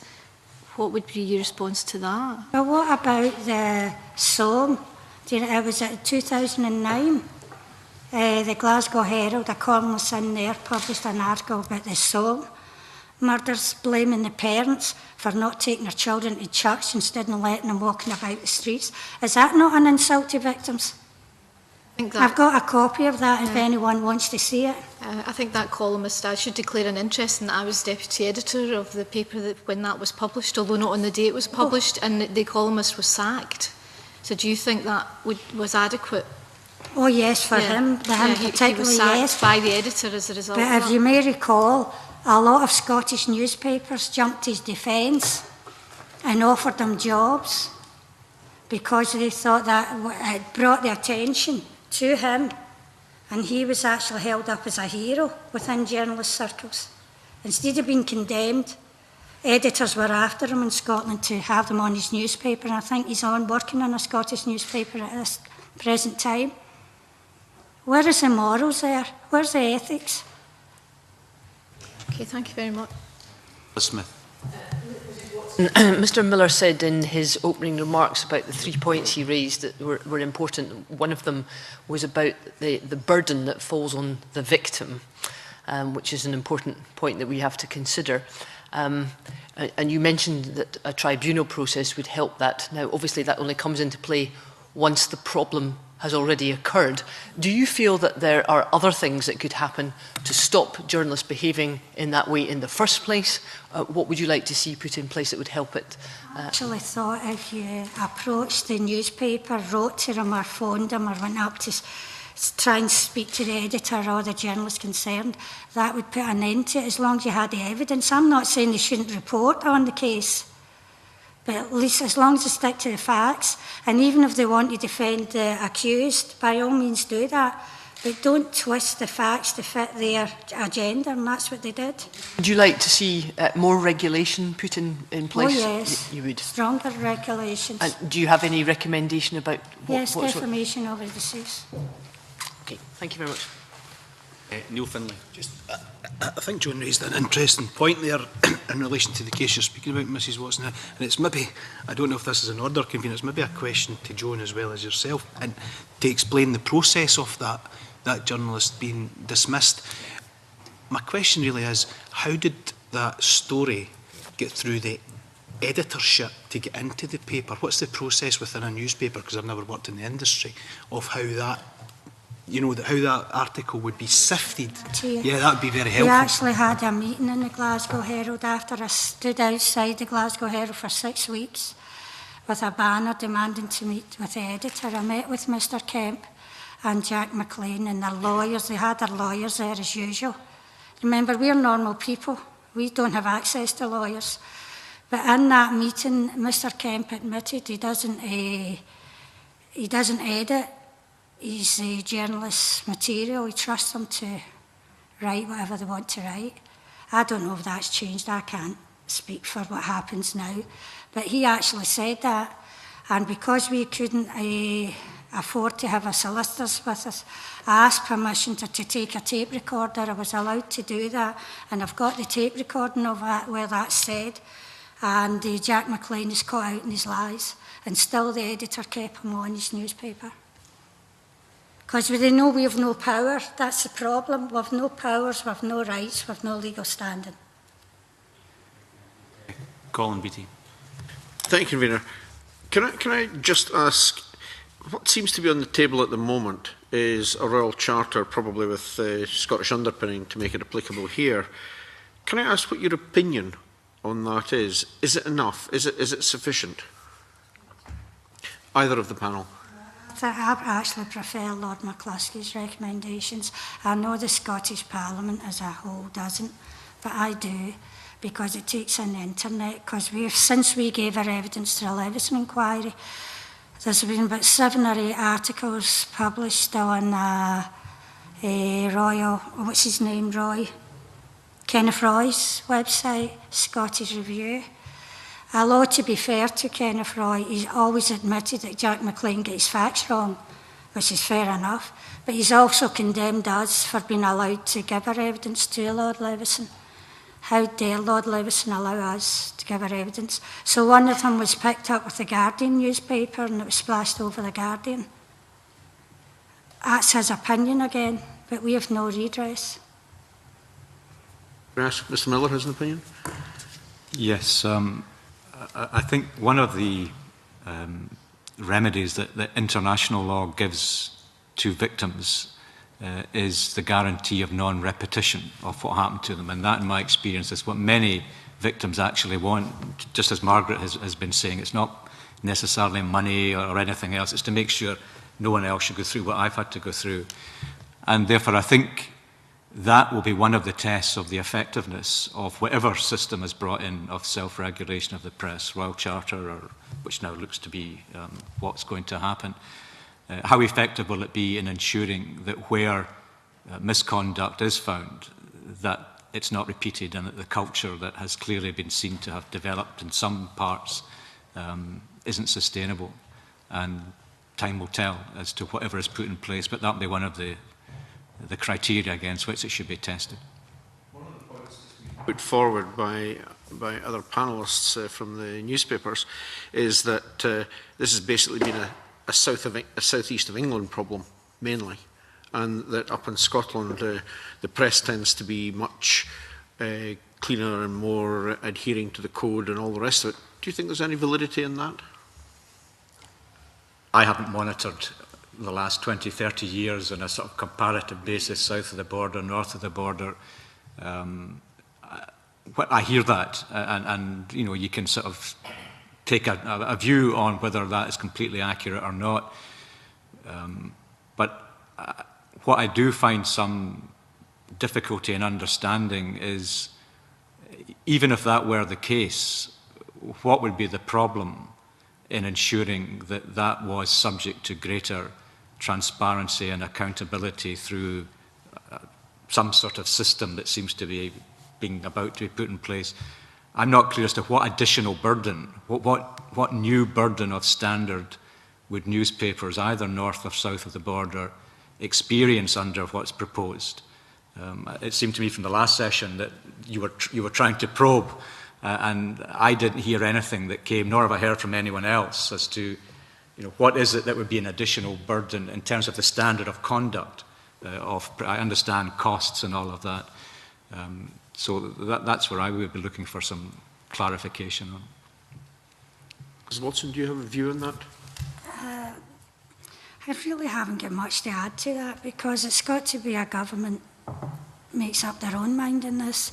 I just hope they really take the evidence of the actual victims. And to say it's not prevalent in Scotland, well, I used to run a support group called Families of Murdered Children, and obviously we're dealing with people bereaved through murder. And on a few occasions we had to go and represent the family to newspapers, and all because they got their facts wrong. And they would say, well, let us do an interview with you. So that's them getting more out of the newspapers, if you know what I mean, out of the victims.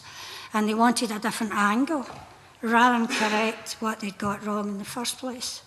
Now, I know personally, I went to 3 or 4 newspapers at the time when we ran Families of Murdered Children.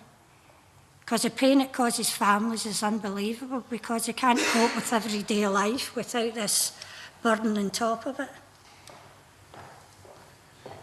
Neil Finlay. Just on this issue about it being a south-east problem rather than a Scottish problem, I think there's great difficulties in that, because the papers are published nationally. The journalists may be writing about a Scottish citizen, therefore, I find it difficult for us just to be talking in those terms. I mean, I suppose it's not a question, it's just an observation. Okay, thank you. George Adam. Yes, Mr Miller, you mentioned the European Commission of Human Rights, and obviously you'd have seen some of the evidence that we got from the editors.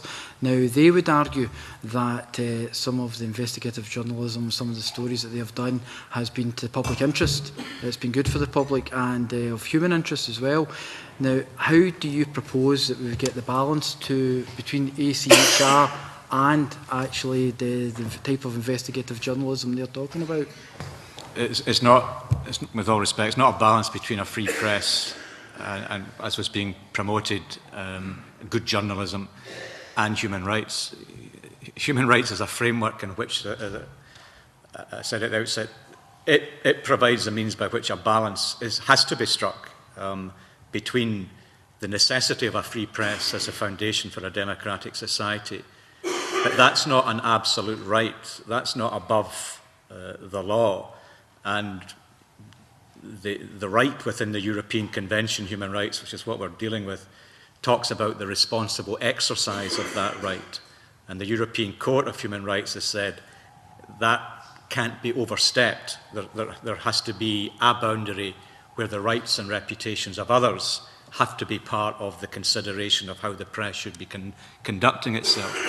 Now, the European Court of Human Rights hasn't yet been given a case where it had to decide, so what's the best way to regulate the press?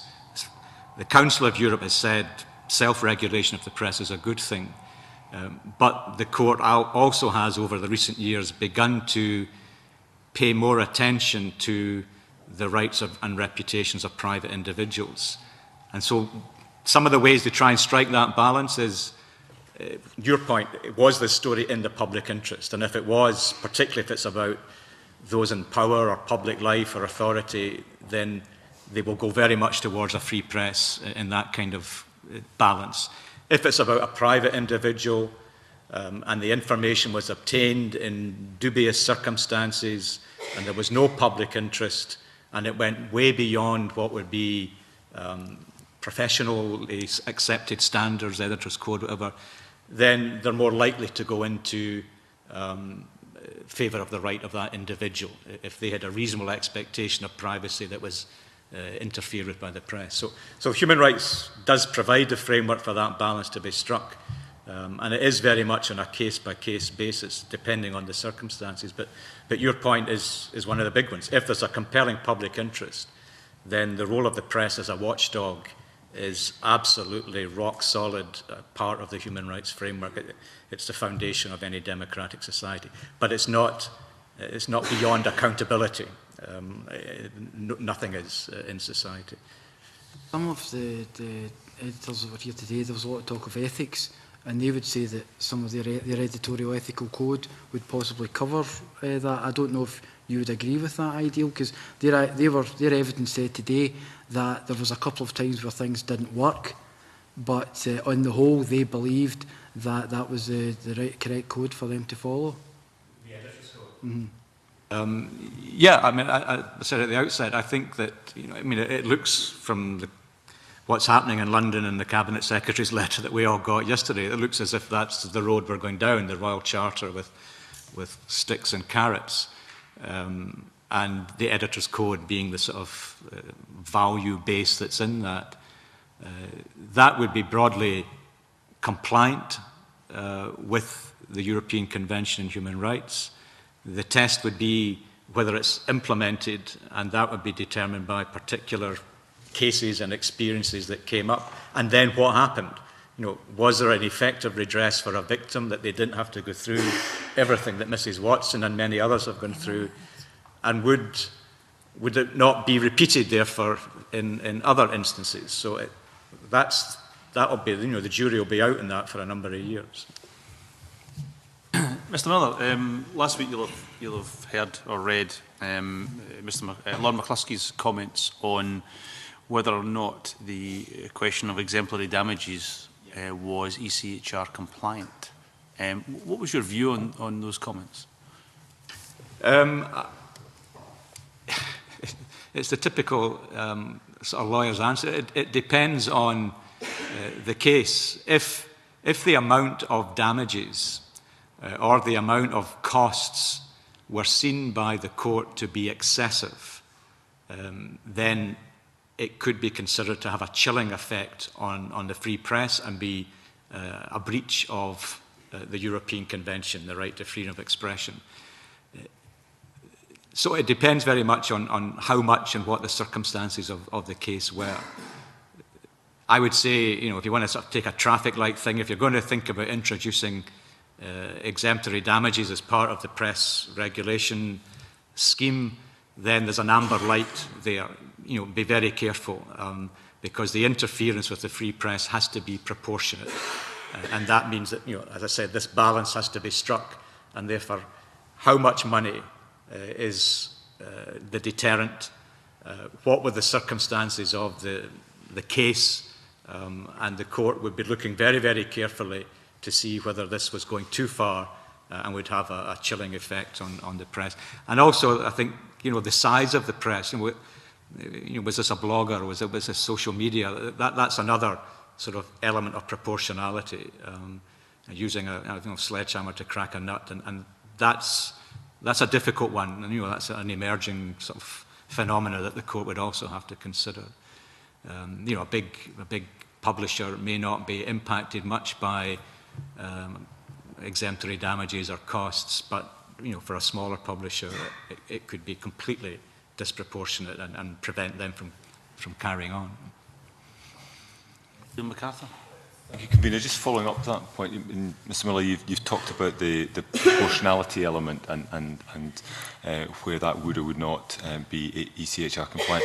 The other aspect of it, as I understood it, was the potential discriminatory effect of those facing exemplary damages were those who chose to sit out with the scheme, and therefore the ECHR component and the question around whether it was compliant was the fact that potentially those who sat out with the scheme would be treated in a different way to those that sat within the scheme. What's your view on whether that's a real concern, whether there would be a likelihood of that falling foul of ECHR?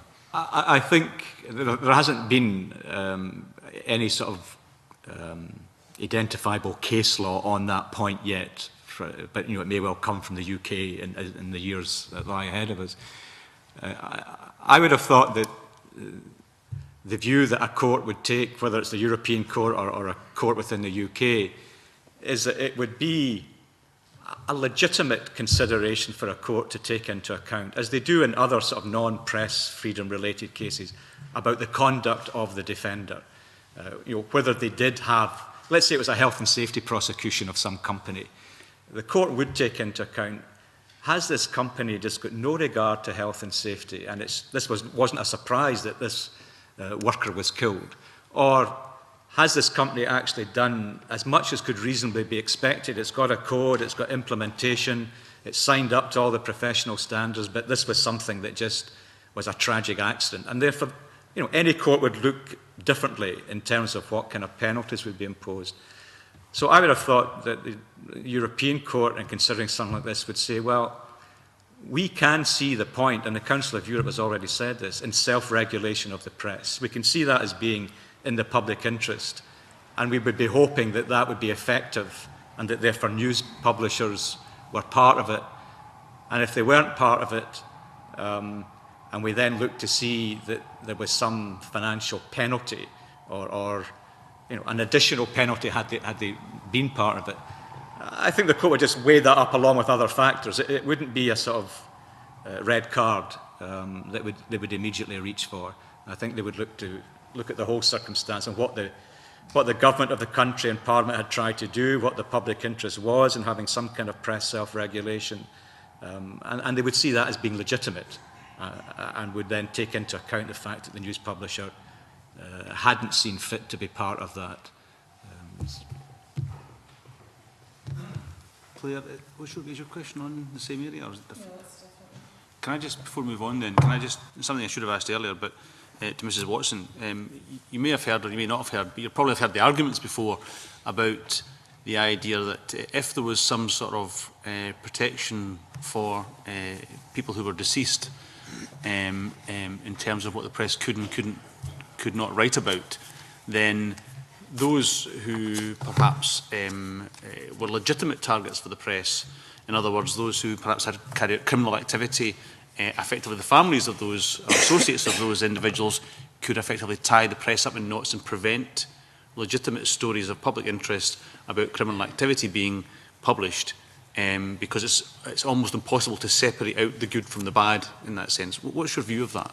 I don't agree with that at all. Of course you can, look, you can publish anything you want as long as it's factually correct. That's all we're saying. We're not saying don't publish about, even after all these years, if some journalist wants to publish something about Diane. If it's factually correct, there's no argument there. We're talking about defamation of the deceased. That's the only time, and they keep going on about Jimmy Savile. Let's be honest.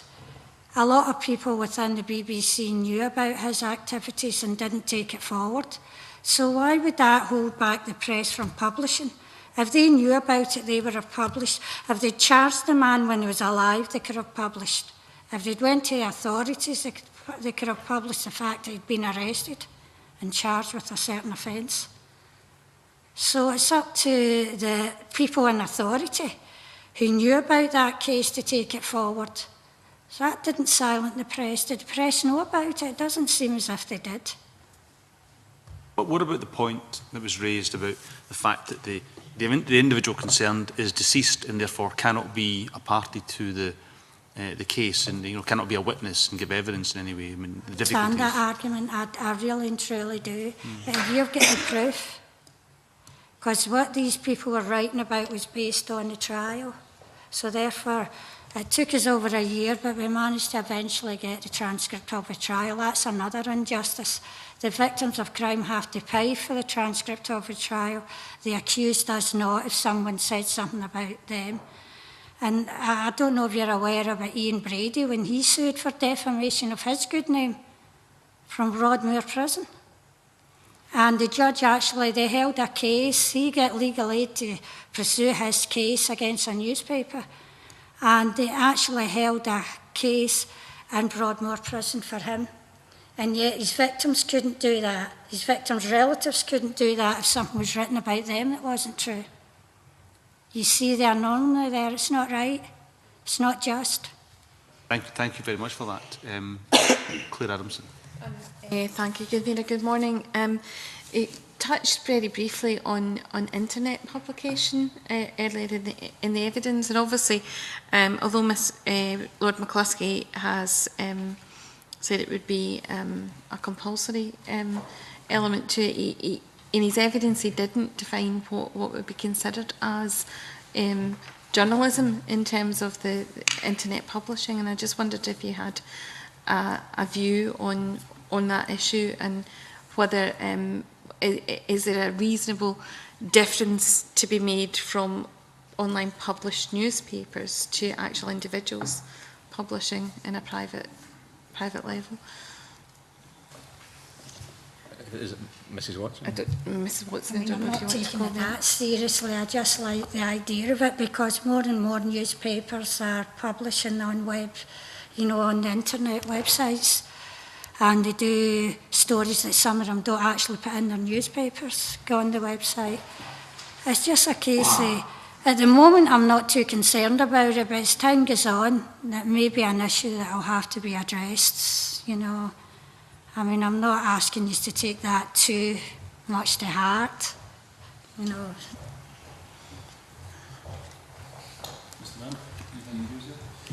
I think it's a problem that we all are going to be wrestling with for years to come, and until we get a real handle on how to strike a balance. I mean, clearly, you don't want, as I said earlier, I wouldn't have thought a disproportionate interference with small operators, either privately or online news publishers, that was going to render them unable to continue to carry out legitimate expression of opinion, but nor can we be blind to the fact that this is a developing part of the industry which has an increasing airtime, and therefore some kind of way in which that cannot bring about the situations that we're trying to avoid from the activity of newspapers.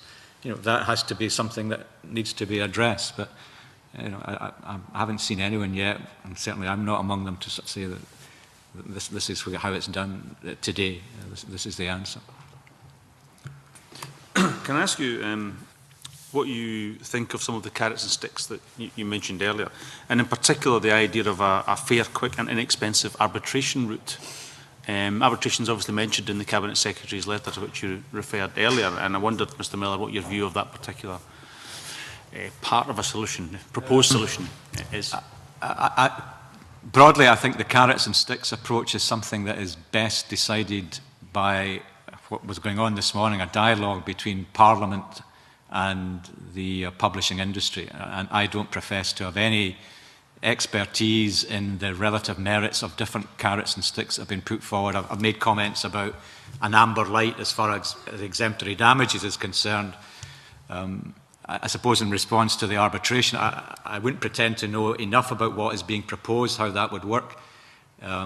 If I were to, be given an opportunity to look at what was actually going to be proposed, one of my interests would be, is this something that will effectively play a part in not having a repetition of whatever is found to have been misconduct? Will it facilitate the victim having access to some sort of remedy or access to justice without the burden being placed on Mrs. Watson? Those would be some of the criteria. So it's good to look at these other ways of resolving matters rather than put the victim through very, very challenging adversarial proceedings or legal or costly processes. If there was something that was more victim-friendly and had an effect on the industry of lessons being learned and conduct not being repeated, then something to look at for sure. Can I just again clarify? You'll have heard the evidence from some journalists, some editors, that they felt that any kind of system of regulation was, and I use some of the words they use, straitjacket, that they were being frog-marched into it, and words and chilling effect you used yourself earlier. Do either of you, can either of you see any of the proposals, whether it's through Lord McCluskey or the Royal Charter or any other possible model, any risk in us ending up in a situation where the press is frog-marched or is operating within a straitjacket? None at all. I don't know what they're on about. I mean, they've got a big printing press. We've got nothing. So if they're going to write stories, all we're asking them to do is to check the facts, and if they get it wrong, to at least correct that wrong and publish an apology, a full apology of the same length and prominence as their original offending article. I would actually like a leader to the complaint, to the apology on the front page. To me, that would be enough. We're not interested in money. We're not interested in monetary in any way. We just want to uphold the good name and reputation of the deceased when it's unjustly maligned in the press. So the press make up their own rules as they go along. I've read in one newspaper, no, it was a website, Kenneth Roy's website, our complaints nothing but a rag bag of old complaints. So the death of our children obviously means nothing to him. And the fact that we were unjustly treated means nothing to him. But he's got that press, he's got that power, we don't. Mr. Miller? Well, as I said at the outset, I think, where do we want to get to? We want to get to a place where freedom of the press is a foundation, but is exercised responsibly and doesn't disproportionately interfere with the privacy rights of individuals and families, and that achieving that through a form of regulation, which we now seem to have of self-regulation, broadly is compliant with a human rights framework. Thank you very much. Are there any other questions from members? No. Well, can I thank you both very much for coming along this morning. We are very grateful for your time, both of you. and I very much appreciate the effort you've made to be here today. Thank you very much. And can I suspend briefly?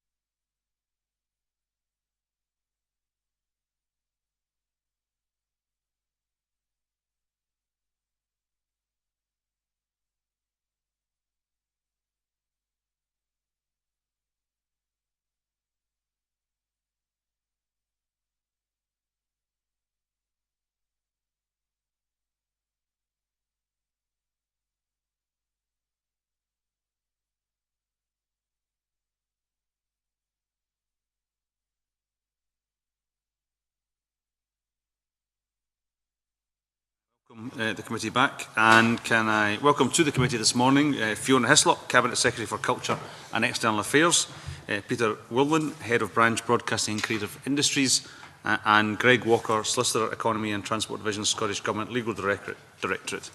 Good morning to you all, or good afternoon as it's just become, and can I invite the Cabinet Secretary to make an opening statement. Thank you, Convener. I'm very grateful for the opportunity to give evidence to the committee.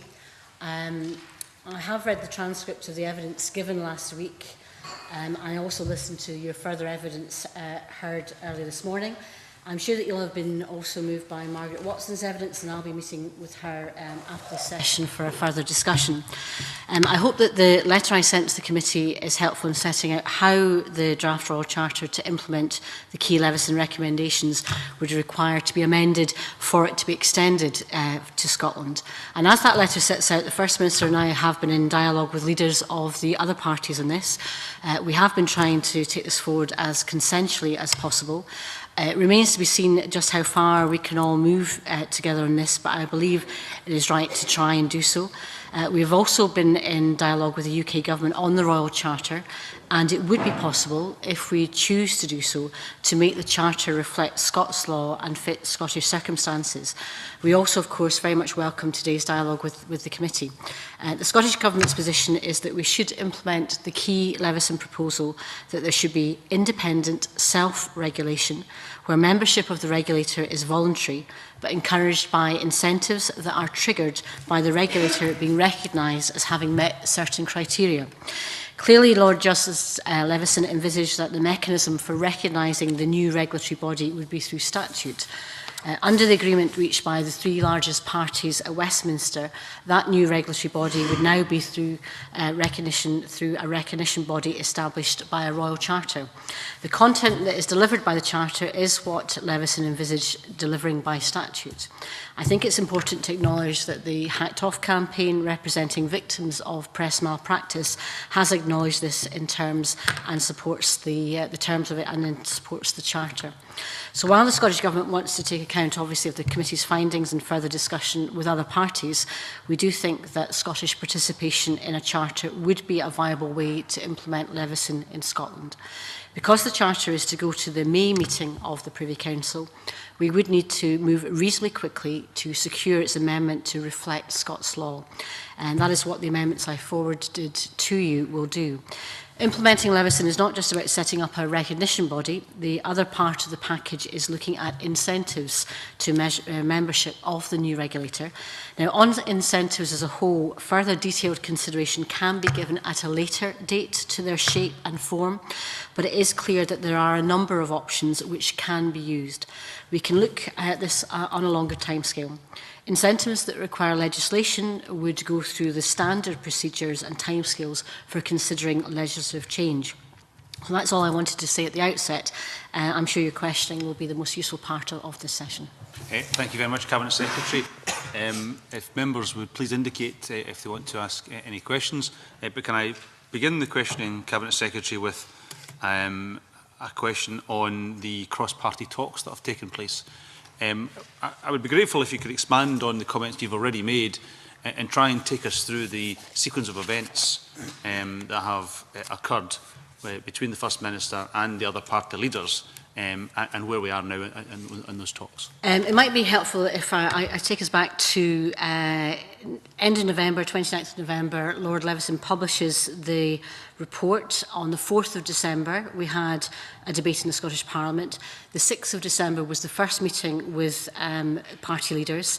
And there have been a number of meetings since then, cross-party with other leaders in the Scottish Parliament. 12th of December, we met the representatives of the press. On the 6th of March, we met representative victims, and on the 14th of March, party leaders met representatives of the press. Since then, we also had a situation where we had the 15th of March was the publication of the expert panel's groups. On the Leveson report in Scotland was published on the 15th of March, and of course very quickly over that weekend on the Monday was where the three largest parties at Westminster reached agreement on the Royal Charter. First Minister wrote immediately to the Prime Minister asking for dialogue and discussion with the UK Government on that. We received the next day a very positive reply from the Prime Minister to agreement to discussions between the Scottish Government and the UK Government. On the 28th of March, we shared points with the UK Government in relation to draft Royal Charter Scottish compliant issues to enter in that dialogue. We then, as agreed with the Prime Minister, had a meeting with a representative of the UK Government. We met with the Advocate General, Jim Wallace, on the 4th of April, together with the party leaders. So that was the next stage. That was always planned that they would meet, the party leaders would meet with press, victims, but also with the UK Government. Since then, obviously, I've had some discussion with the Advocate General, and our officials are having dialogue as well. The next meeting with party leaders is on Thursday, and clearly we hope to, at that point, get to some agreement as to whether they want to proceed with the Royal Charter. I think they would want their parties to agree with that. The one area which obviously you've taken some evidence on that we're trying to pursue in terms of policy with the UK Government is whether the Royal Charter could be amended, not just for technical reasons to make it Scottish compliant, but also to have some reflection in recently deceased and how recently deceased and the relatives are covered in the media. That's one area as well. Does that give you an idea of the level and timescale of the engagement? Yes, thank you very much. I'm sure we'll get into many of these issues as we go through the evidence, but can I begin with Colin Beattie, please? Thank you, Vera. Cabinet Secretary, just refer to your letter 19th April. You mentioned on the second page there about incentives, and I wondered if you might be in a position to share your ideas on what they might be. Well, clearly in terms of operation of a Royal Charter that is Scottish compliant, we would need to have incentives that were Scottish compliant and suited the Scottish legal system, but also in terms of what I think we could engage the media on. The expert group on the Leveson report itself did not give detailed attention to incentives because they came up with a compulsory scheme. But what was prepared from was a briefing note prepared for that group by the group secretariat, and it gave a range of options. Now, some of them I do not think are suitable, but some of them I think are. And the two that I've given indication that we have interest in are arbitration, because again, Scots law, in terms of our 2010 Arbitration Act, is a means by which we hope as a country, we expect as a country, to be able to have a better system of arbitration generally, but we think specifically for issues to do with concerns around the media, that a strong arbitration system would be good for the industry and good for Scotland. And of course, if the system that the press come up with themselves, and if you look at the Black Hunt proposals that are being prepared, they would expect to have an arbitration system that was functioning and working, and we would want to engage with them. What would that look like in Scotland? And we think that would be an incentive for the press. The other option, and the other thing that we might want to look at, is public information notices, which currently are required to be published in the press. We as a government have continued the use of public information notices as a means of support for the press, but also in terms of their function, providing information more generally. There have, from local authorities and others, been requests to change that, but we think actually that might be one where we can explore again with the media whether that would be an incentive. The continued use of PINs to support the media might be an incentive for them to take part in the scheme. So there are two specific things that we think could be taken forward. They don't need to be determined now. If we wanted to put them into some kind of legislation, there are a number of bills coming before the Scottish Parliament over the coming months which we could put those into, but we don't need to have that now to agree whether we want to comply or not, or agree to the Royal Charter. One of the key discrepancies or differences between Scots and English law that's been highlighted is the question of exemplary damages.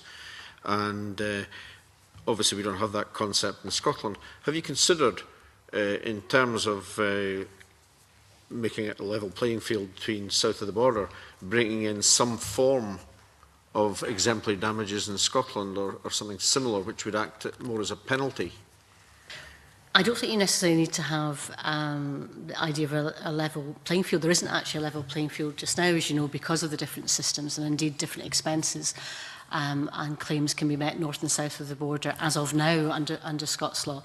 But you're right in saying that exemplary damages is not a system we have in Scotland. We haven't had it since, I think, the 1920s. There are issues as to compliance in terms of human rights and others, which you might have heard of. I hadn't heard that last session as fully as I'd have liked to. But in terms of exemplary damages, we don't think that they're applicable to Scotland. However, there is a current review of expenses and funding of civil litigation taking place. Currently, Sheriff Principal James Taylor is embarking that. If there was ever any change for Scotland in relation to damages and litigation, it shouldn't be, just in the context of this. It would have to be done more generally. So we don't see that as a route forward unless for some reason there's recommendations and at some point in the future some changes generally in Scotland about this, not just for the press. So we don't think that's a solution or incentive in relation to incentives for the media in relation to the subject matter we're dealing with just now.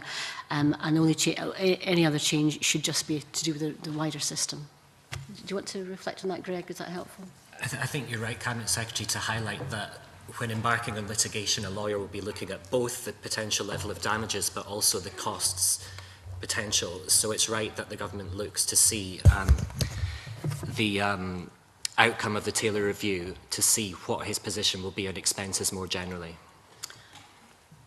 But I can tell you that I'm more interested in arbitration and public information notices as a route for incentives than I think the exemplary charges.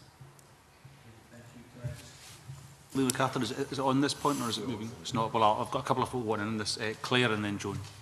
Thank you, Convener. Cabinet Secretary, the editors this morning gave two different views of arbitration. One of a very robust arbitration system that exists at the present time, but the editor of the Herald indicated that his concerns would be that there would be almost speculative complaints and that arbitration would tie his press and the local press into actually having to deal with far more cases of complaint. Could you maybe address that concern? Yeah, a couple of things in listening to the evidence earlier on. I can make it clear there's nothing in the Royal Charter about third-party arbitration, the only relation to third parties in complaints, and that's separate to arbitration. So I think that was part, I think we should clear that up. There's nothing about third party rights and arbitration in the Royal Charter as presented. I think also it's important, I don't know if you have the Royal Charter in front of you, but on the one I have, page 21, I think it's Schedule 3? Schedule 3, Section 22 is the part that covers arbitration. And importantly, it does ask for transparent arrangements.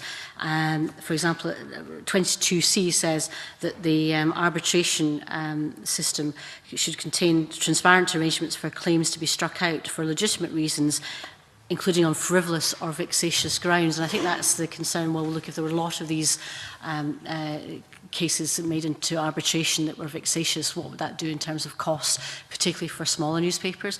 And importantly, and remember Leveson was quite clear about this, that any system should be proportionate as well, and recognising that of the concerns that were raised, particularly during the Leveson report, the situation of regional newspapers in Scotland, for example, there was I think he singled them out as being exemplary in terms of behaviour, and any system should not cause difficulties for them in terms of expense. Again, 22G says overall is inexpensive for all parties. Now, I think it's a good arbitration system should not be a problem. A good arbitration system by its very nature, whether it's in the media or in other areas, should be seen as a positive solution. What we don't have on the table, either from the self-regulatory proposals from the media as yet, is what that system would look like. And I think that if the requirements in the Charter are such that it's inexpensive, that it allows for vexatious concerns to be struck out, then I think we can get a system that works for the smaller newspapers, where we want to quite clearly make sure that they're not overburdened in a way that was concerns are being expressed. But hopefully that gives you some clarity again as to what the arbitration might be like and what it would not be like. And I think some of the discussion earlier on kind of muddied the waters because it conflated third-party complaints and third-party, and there isn't third-party issues in relation to arbitration under the Charter as drafted. So these are just complaints from those directly involved. Yes. Who would be allowed access to the arbitration Yes. system. That's the Yes. proposal. Okay, Yes. thank you. Joan McCall. The point that the editor of the Herald made was that the system would allow people to take complaints without any financial burden on themselves, but there would be a financial burden on the newspaper, and he felt that that was imbalanced. That's a complaint system and not the arbitration system. Yeah. In terms of, could you just clarify your public information notice incentive? Would that be to encourage, could you just explain how that would work, that you wouldn't place public information notices in publications that weren't signed up to the regulatory body, is that it? Alternatively, could only be placed with those that are recognised as part of the self-regulatory media system. Right, okay. Was it on this, Liz? Or a separate one? Okay, Liam MacArthur. Secretary, could I take you on to the issue of defamation, which you touched on, defamation of the deceased, sorry, in your opening remarks. I know you were unable to hear the previous panel's evidence, though you're meeting Mrs Watson, I think, later on this afternoon. I mean, the testimony she gave us was exceptionally moving.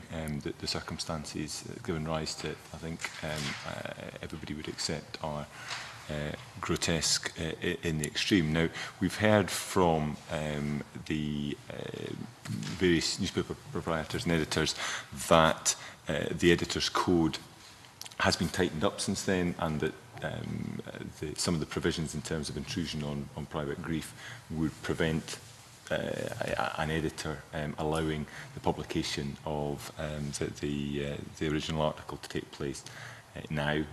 Mrs Watson's disputed that, I think, in her evidence. What sort of provisions within the Royal Charter do you think would go some way to addressing the concerns that Mrs Watson and others have raised, but without falling into the trap, perhaps, of enabling journalistic licence to comment on deceased figures, however recent that may be?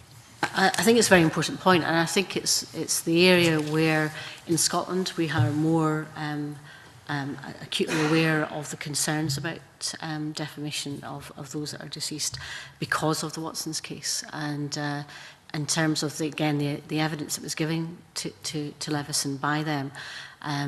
However, in terms of how it would be carried out, I think the issue is, will the code, remember the code of the self-regulatory industry body, take into account how people in that situation should be dealt with? And I would sincerely hope it would be. The issue is, should we make it a requirement in the Royal Charter itself that for recognition as the regulatory body, would there have to be some requirement in the code to address this? All the party leaders in Scotland, it's the one area that we're all have agreement in Scotland in terms of all the parties want to see that in the code. Now, as you be aware, there was a great deal of negotiation in establishing the content of the code of the Royal Charter to date. Whether the UK government will be in a position to agree to an insertion that we are proposing is yet to be seen, and they may feel that they don't want to open up the Royal Charter for this particular policy area, having secured agreement from all the parties at Westminster to the Royal Charter as stands. However, we think in Scotland that something can be put into the Charter. What I would propose to do, it would be helpful, at the end of this session I could send you the content of what we think should be in. Perhaps might be helpful if I can read it to you so you have this on the record.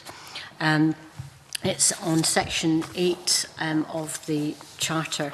That's the section that says what the code must take into account of. So it has to take into account the importance of freedom of speech. It has to take into account protecting public health and safety, preventing the public from being misled, the need for journalists to protect confidential sources of information, and the right of individuals. Now, what we want to insert, and this is what we want to insert, it's on page 18 of the Charter that I have in front of me, section 8, what we want to insert, and I'll quote, "and the need for appropriate respect and decency in reporting and commenting on the recently deceased, where the only public interest in them is in the manner and circumstances of their death and their near relations." Now, clearly from the examples you heard, whether it's Kevin Carroll, whether it's in relation to Robert Maxwell, whether it's in relation to, even we heard about Margaret Thatcher, the public interest in them was quite clearly more about what they did in life rather than the circumstances of their death. So that phraseology, in the circumstances of their death, we think would take into account that provision. Whether or not it does appear in the Royal Charter, we do think it would need to be in the code. Now, what we're hearing from the press is they think that the code, as either currently drafted under the PCC or would be presented under the new system, would take account of this. We just would prefer some kind of stronger position as set out to reflect that, but we'll wait and see what the consensus is. We have encouraged the party leaders in Scotland to liaise with their respective counterparts at Westminster to see if we can get political support north and south, but we don't know yet whether UK government would be in the position to open up the Charter for policy changes, which this would be, as opposed to the technical issues that would enable the Charter to become Scottish compliant. That's helpful. We've been provided with a note in relation to the Scottish Government's earlier consultation on this issue, I think dating back to January 2011. What doesn't appear to emerge from this is any kind of consensus around what that change may be, and I'm just wondering why that is. I mean, clearly it is a terribly complex area where the pitfalls are fairly obvious, but are there any conclusions to that consultation process from the responses you've had that would provide assurances that the pitfalls can be avoided and the policy intent that I think we would all wish to see can be safely achieved? Well, I think the pitfalls that people are concerned about is whether you would have in law a defamation of deceased persons, and there is no consensus at all on that from the consultation you're referring to from 2011. And indeed, we did respond as a government that we would look to see what Leveson, Lord Justice Leveson said in his report, but he did not recommend legislation in this area either. So there is certainly no consensus, I think, because of the pitfalls that you've heard of from this morning as to what you could define or not for purposes of defamation. So nobody's talking about defamation in this circumstances. What they are in terms of in terms of litigation, in terms of claims or in that area, we're not in that territory. What we are saying is that the Standards Code itself should contain provision for this. Now, we have yet to see what the Standards Code will look like as put forward by Hunt Black in its final form, but we expect that this area should be covered. We would like it as part of the recognition process that it needs to be there. But regardless, I think we should have some confidence that the Standards Code should cover this. We just would like to see something in the Royal Charter itself to confirm that it should be in there. But I think you're right to say that there's been no consensus as to coming up with legislation in relation, separately from all of this, in relation to defamation, and I think it's unlikely to be so. But Greg, you're more familiar with this, that you might want to, the retrospective issues around consultation.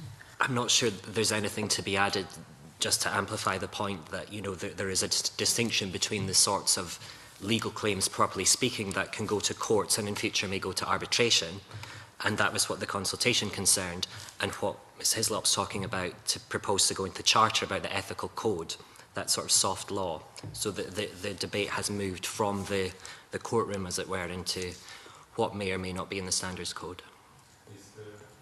Finally, on this, we heard this morning, I think the only point of agreement between the three editors we heard from this morning, or one of the few points of agreement, was that they didn't want to see a different approach north of the border to south of the border.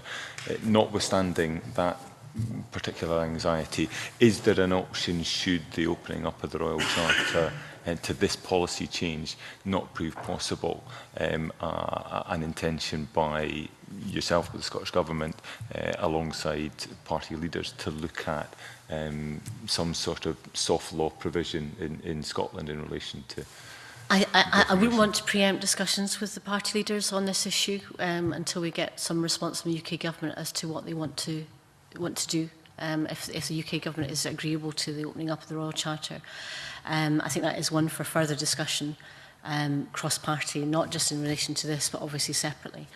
So I think I'd rather wait to hear, I don't want to speak on behalf of it's not my place to speak on behalf of the other party leaders. Sufficient red line issue in the sense that if it does not prove possible at the UK level, that you have explored options for doing this out with the Royal Charter and the way in which the Royal Charter is applied in Scotland. Part of that is a dialogue and discussion with the UK media, and that's also in terms of particularly the Scottish media, and I've already embarked in discussions with them on how we might deal with this issue in relation to the code.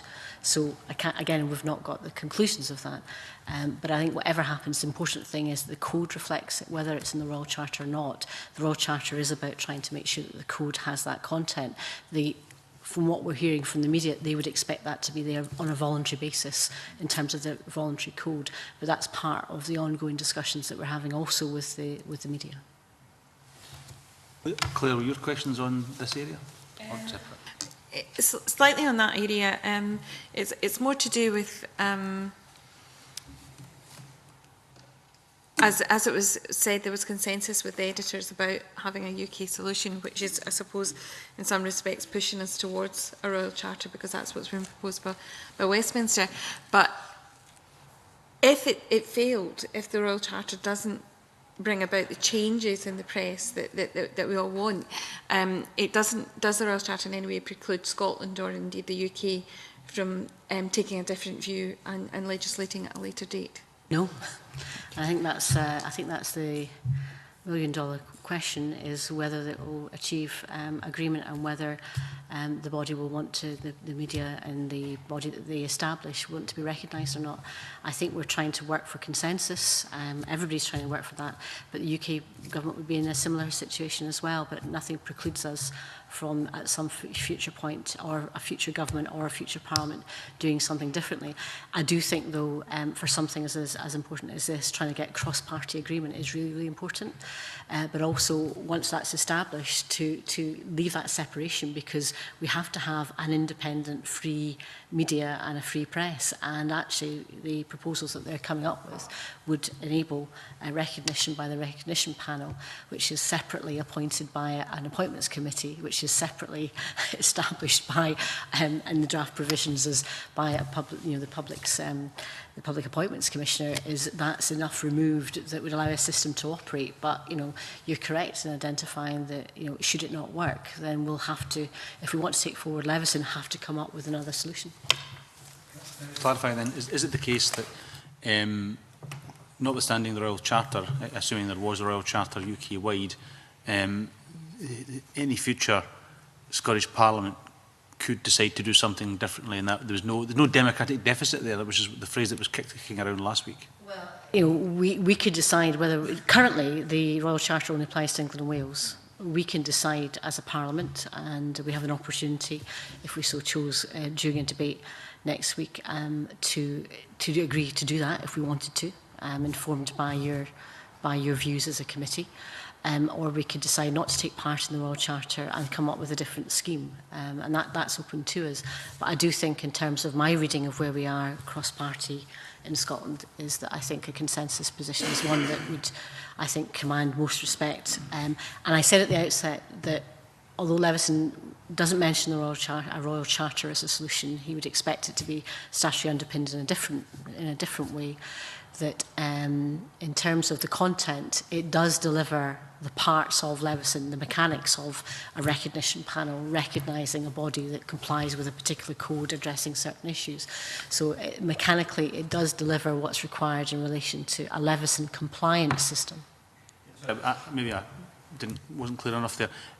I understand the position, we could choose the Royal Charter, we could choose to do something different. What I'm asking is, if we chose the Royal Charter, what's the situation post the implementation of the Royal Charter? Could we then choose something different some point down the road? Again, the proposals, and I will check, this is section 9 in the Royal Charter, page 4 for Charter Amendment, and on page 5, section 10 on dissolution.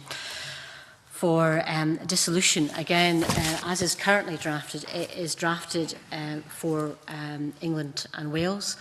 Should we want, in technical terms, and again, these are the two other amendments that I'd want to share with the committee, could be made to make it compliant to Scotland technically. Under dissolution, which is what you're talking about for dissolution, 10.1a is what we would propose, is this charter and the recognition panel created by it shall not be dissolved unless information about the proposed dissolution has been presented to the Scottish Parliament and that proposal has been approved by a resolution.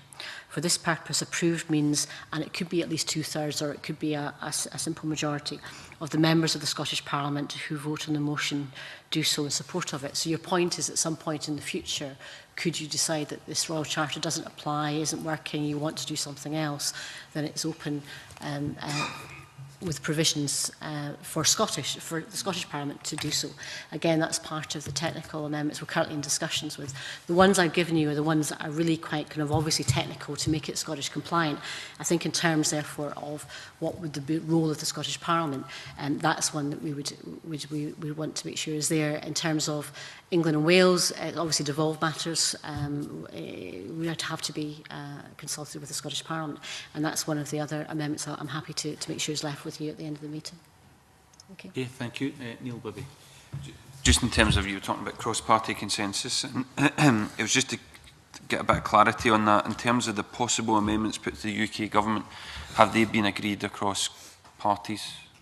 They've been sent. I sent a copy of the amendments to the party leaders at the same time I sent them to you. But again, we're in the middle of those discussions. So that agreement, we're hoping to. I would hope to achieve that during the course of this week.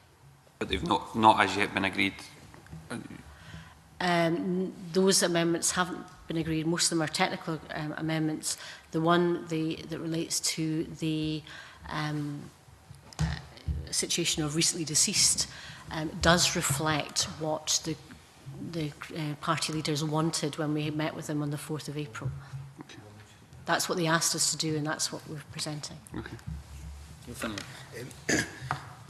Did the expert group, in your opinion, go beyond its remit? Yes. I think in terms of the compulsory system, most definitely. I think it's a very valuable report because the background and I think the points about Scots law are well presented. However, I think in terms of straying beyond a Leveson compliant scheme which was voluntary, I think that the report went beyond that. Initially, there appeared to be enthusiasm from the government for what was coming out of the expert group, but you know, what's changed? I'm not sure I would share your reflection of the report, and I know my response when I first read it was concern about the compulsory element. I think the arguments are well made and consistent with the position that could be taken, but we did not respond in saying that we were endorsing the report. And indeed, to be fair to the expert panel, on page 1 of the report, it does make it clear that the views are the views of the expert panel, but are not the views of the Scottish Government. And you know, I would reflect that.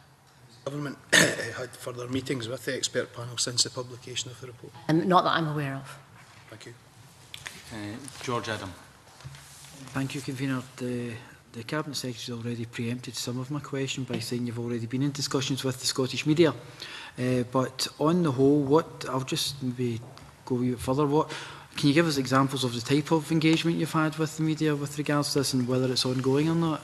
Well, as Cabinet Secretary for Culture, I have regular and ongoing dialogue with the media through the Scottish Newspaper Society and through other bodies. But in relation to specifically to the meetings that we've had in relation to this issue, the one that was most recent was, and I'm just checking the date on this one, was the 14th of March. Now, quite clearly, as you've heard from the press representatives today, and from the journalists today and from the editors today, there's quite a strong view that they would prefer just to stick with the PCC, that they don't want to see a Royal Charter, that they don't want any involvement whatsoever in terms of government, either by Royal Charter or by entrenchment, which the UK government's doing by use of their regulatory bill, or indeed incentives by use of their crime and courts bill.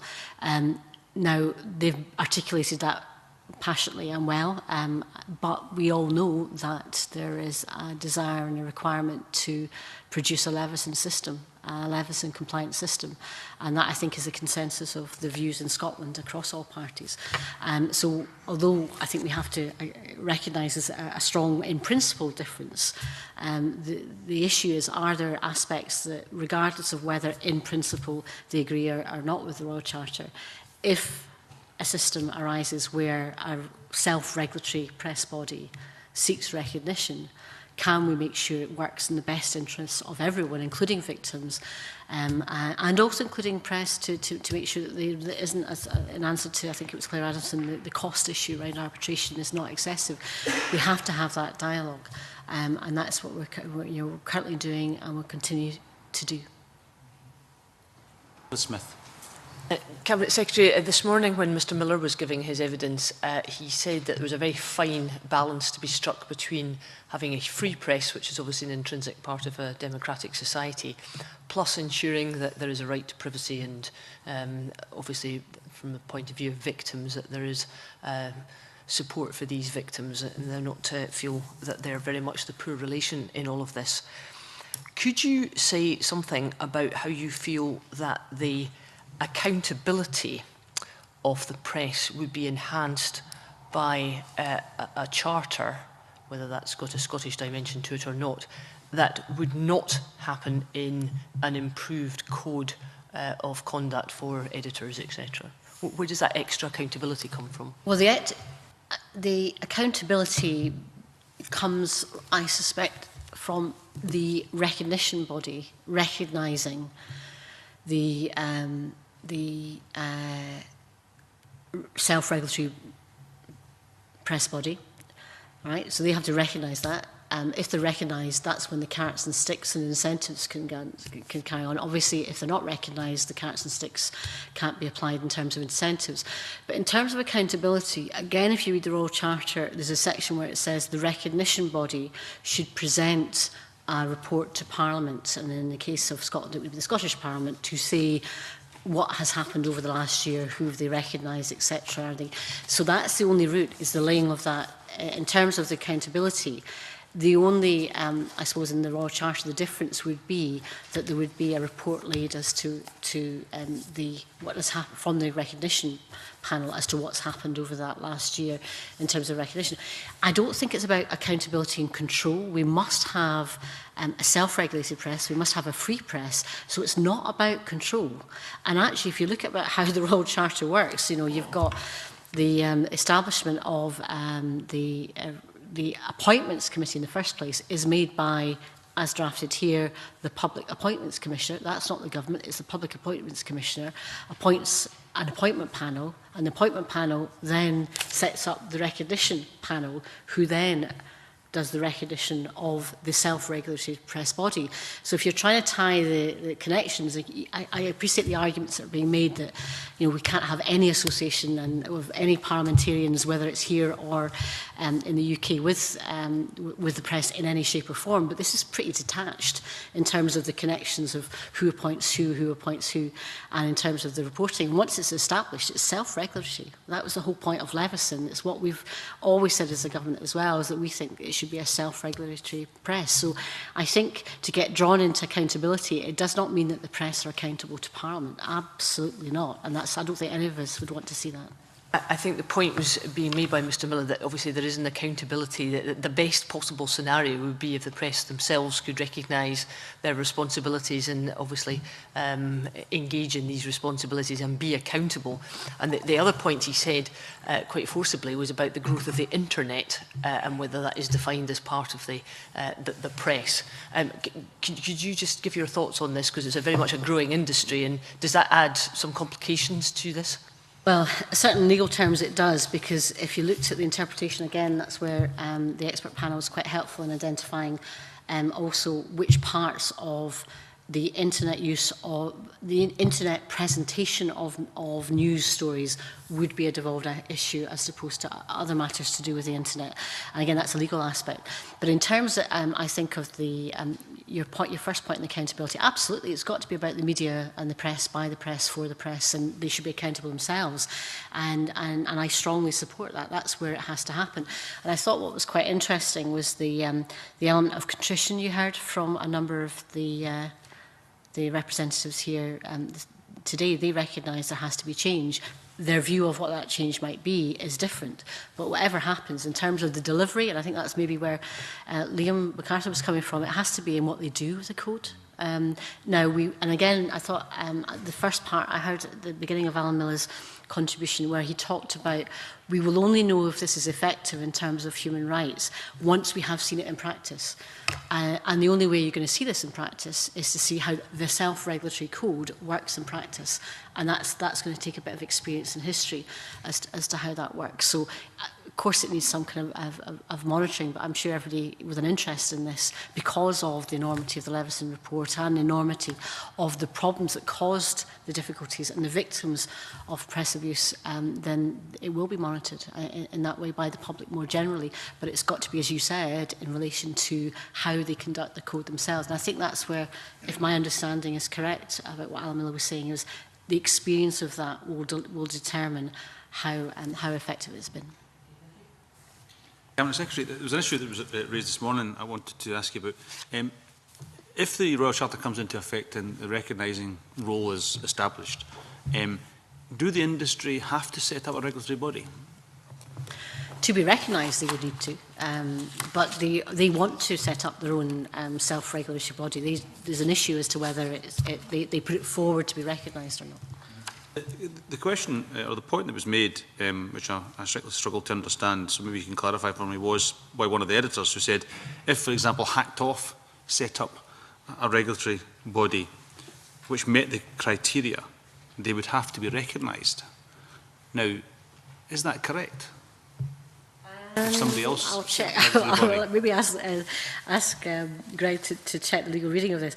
I think the point is they would have to meet the criteria, right? And the criteria is quite clear in terms of the content of the regulatory body. And I think it might be a challenge for an organisation like Hacktoff or indeed anywhere else who wasn't of the industry for the industry to be to actually meet the criteria. So I think that's the issue. I recall in terms of what Leveson said was that the Leveson report also indicated there might be more than one body that would seek recognition. That's the other issue.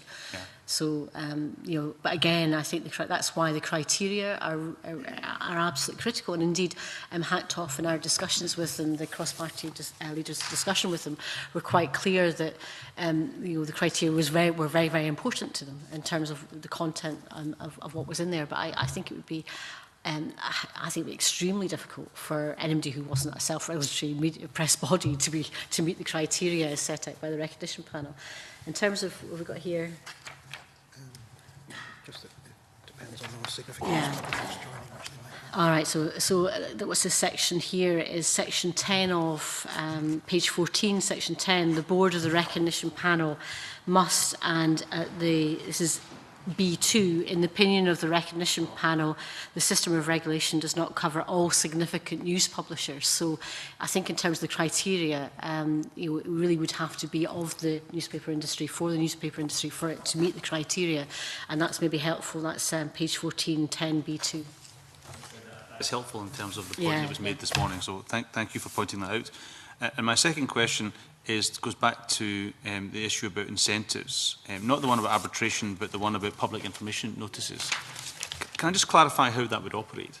I understood the point I think you were trying to make, which was that it would be used as an incentive for people to sign up, because effectively public information notices would go to recognised,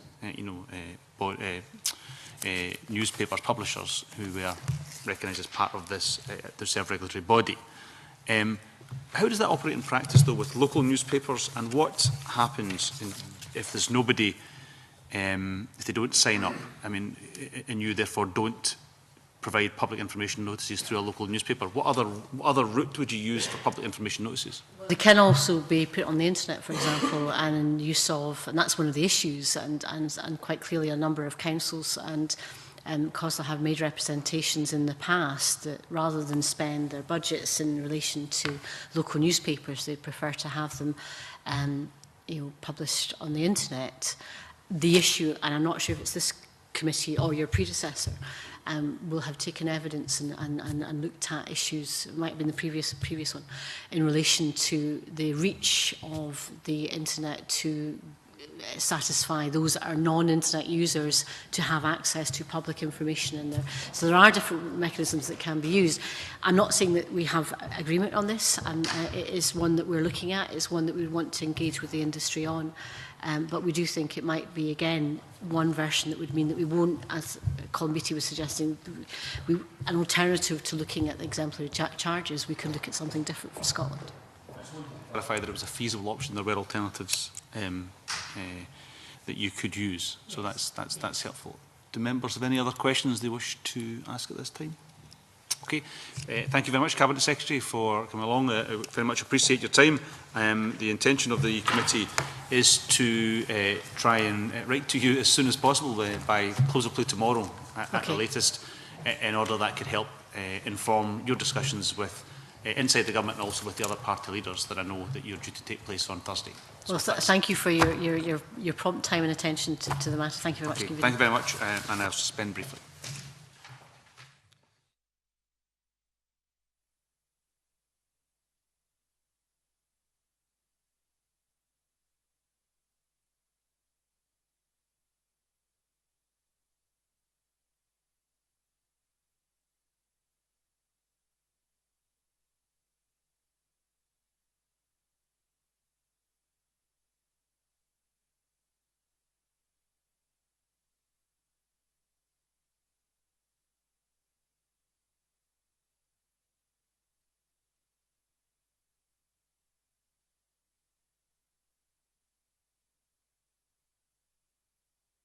As the committee has agreed to hold the next item in private. I now close the meeting to the public.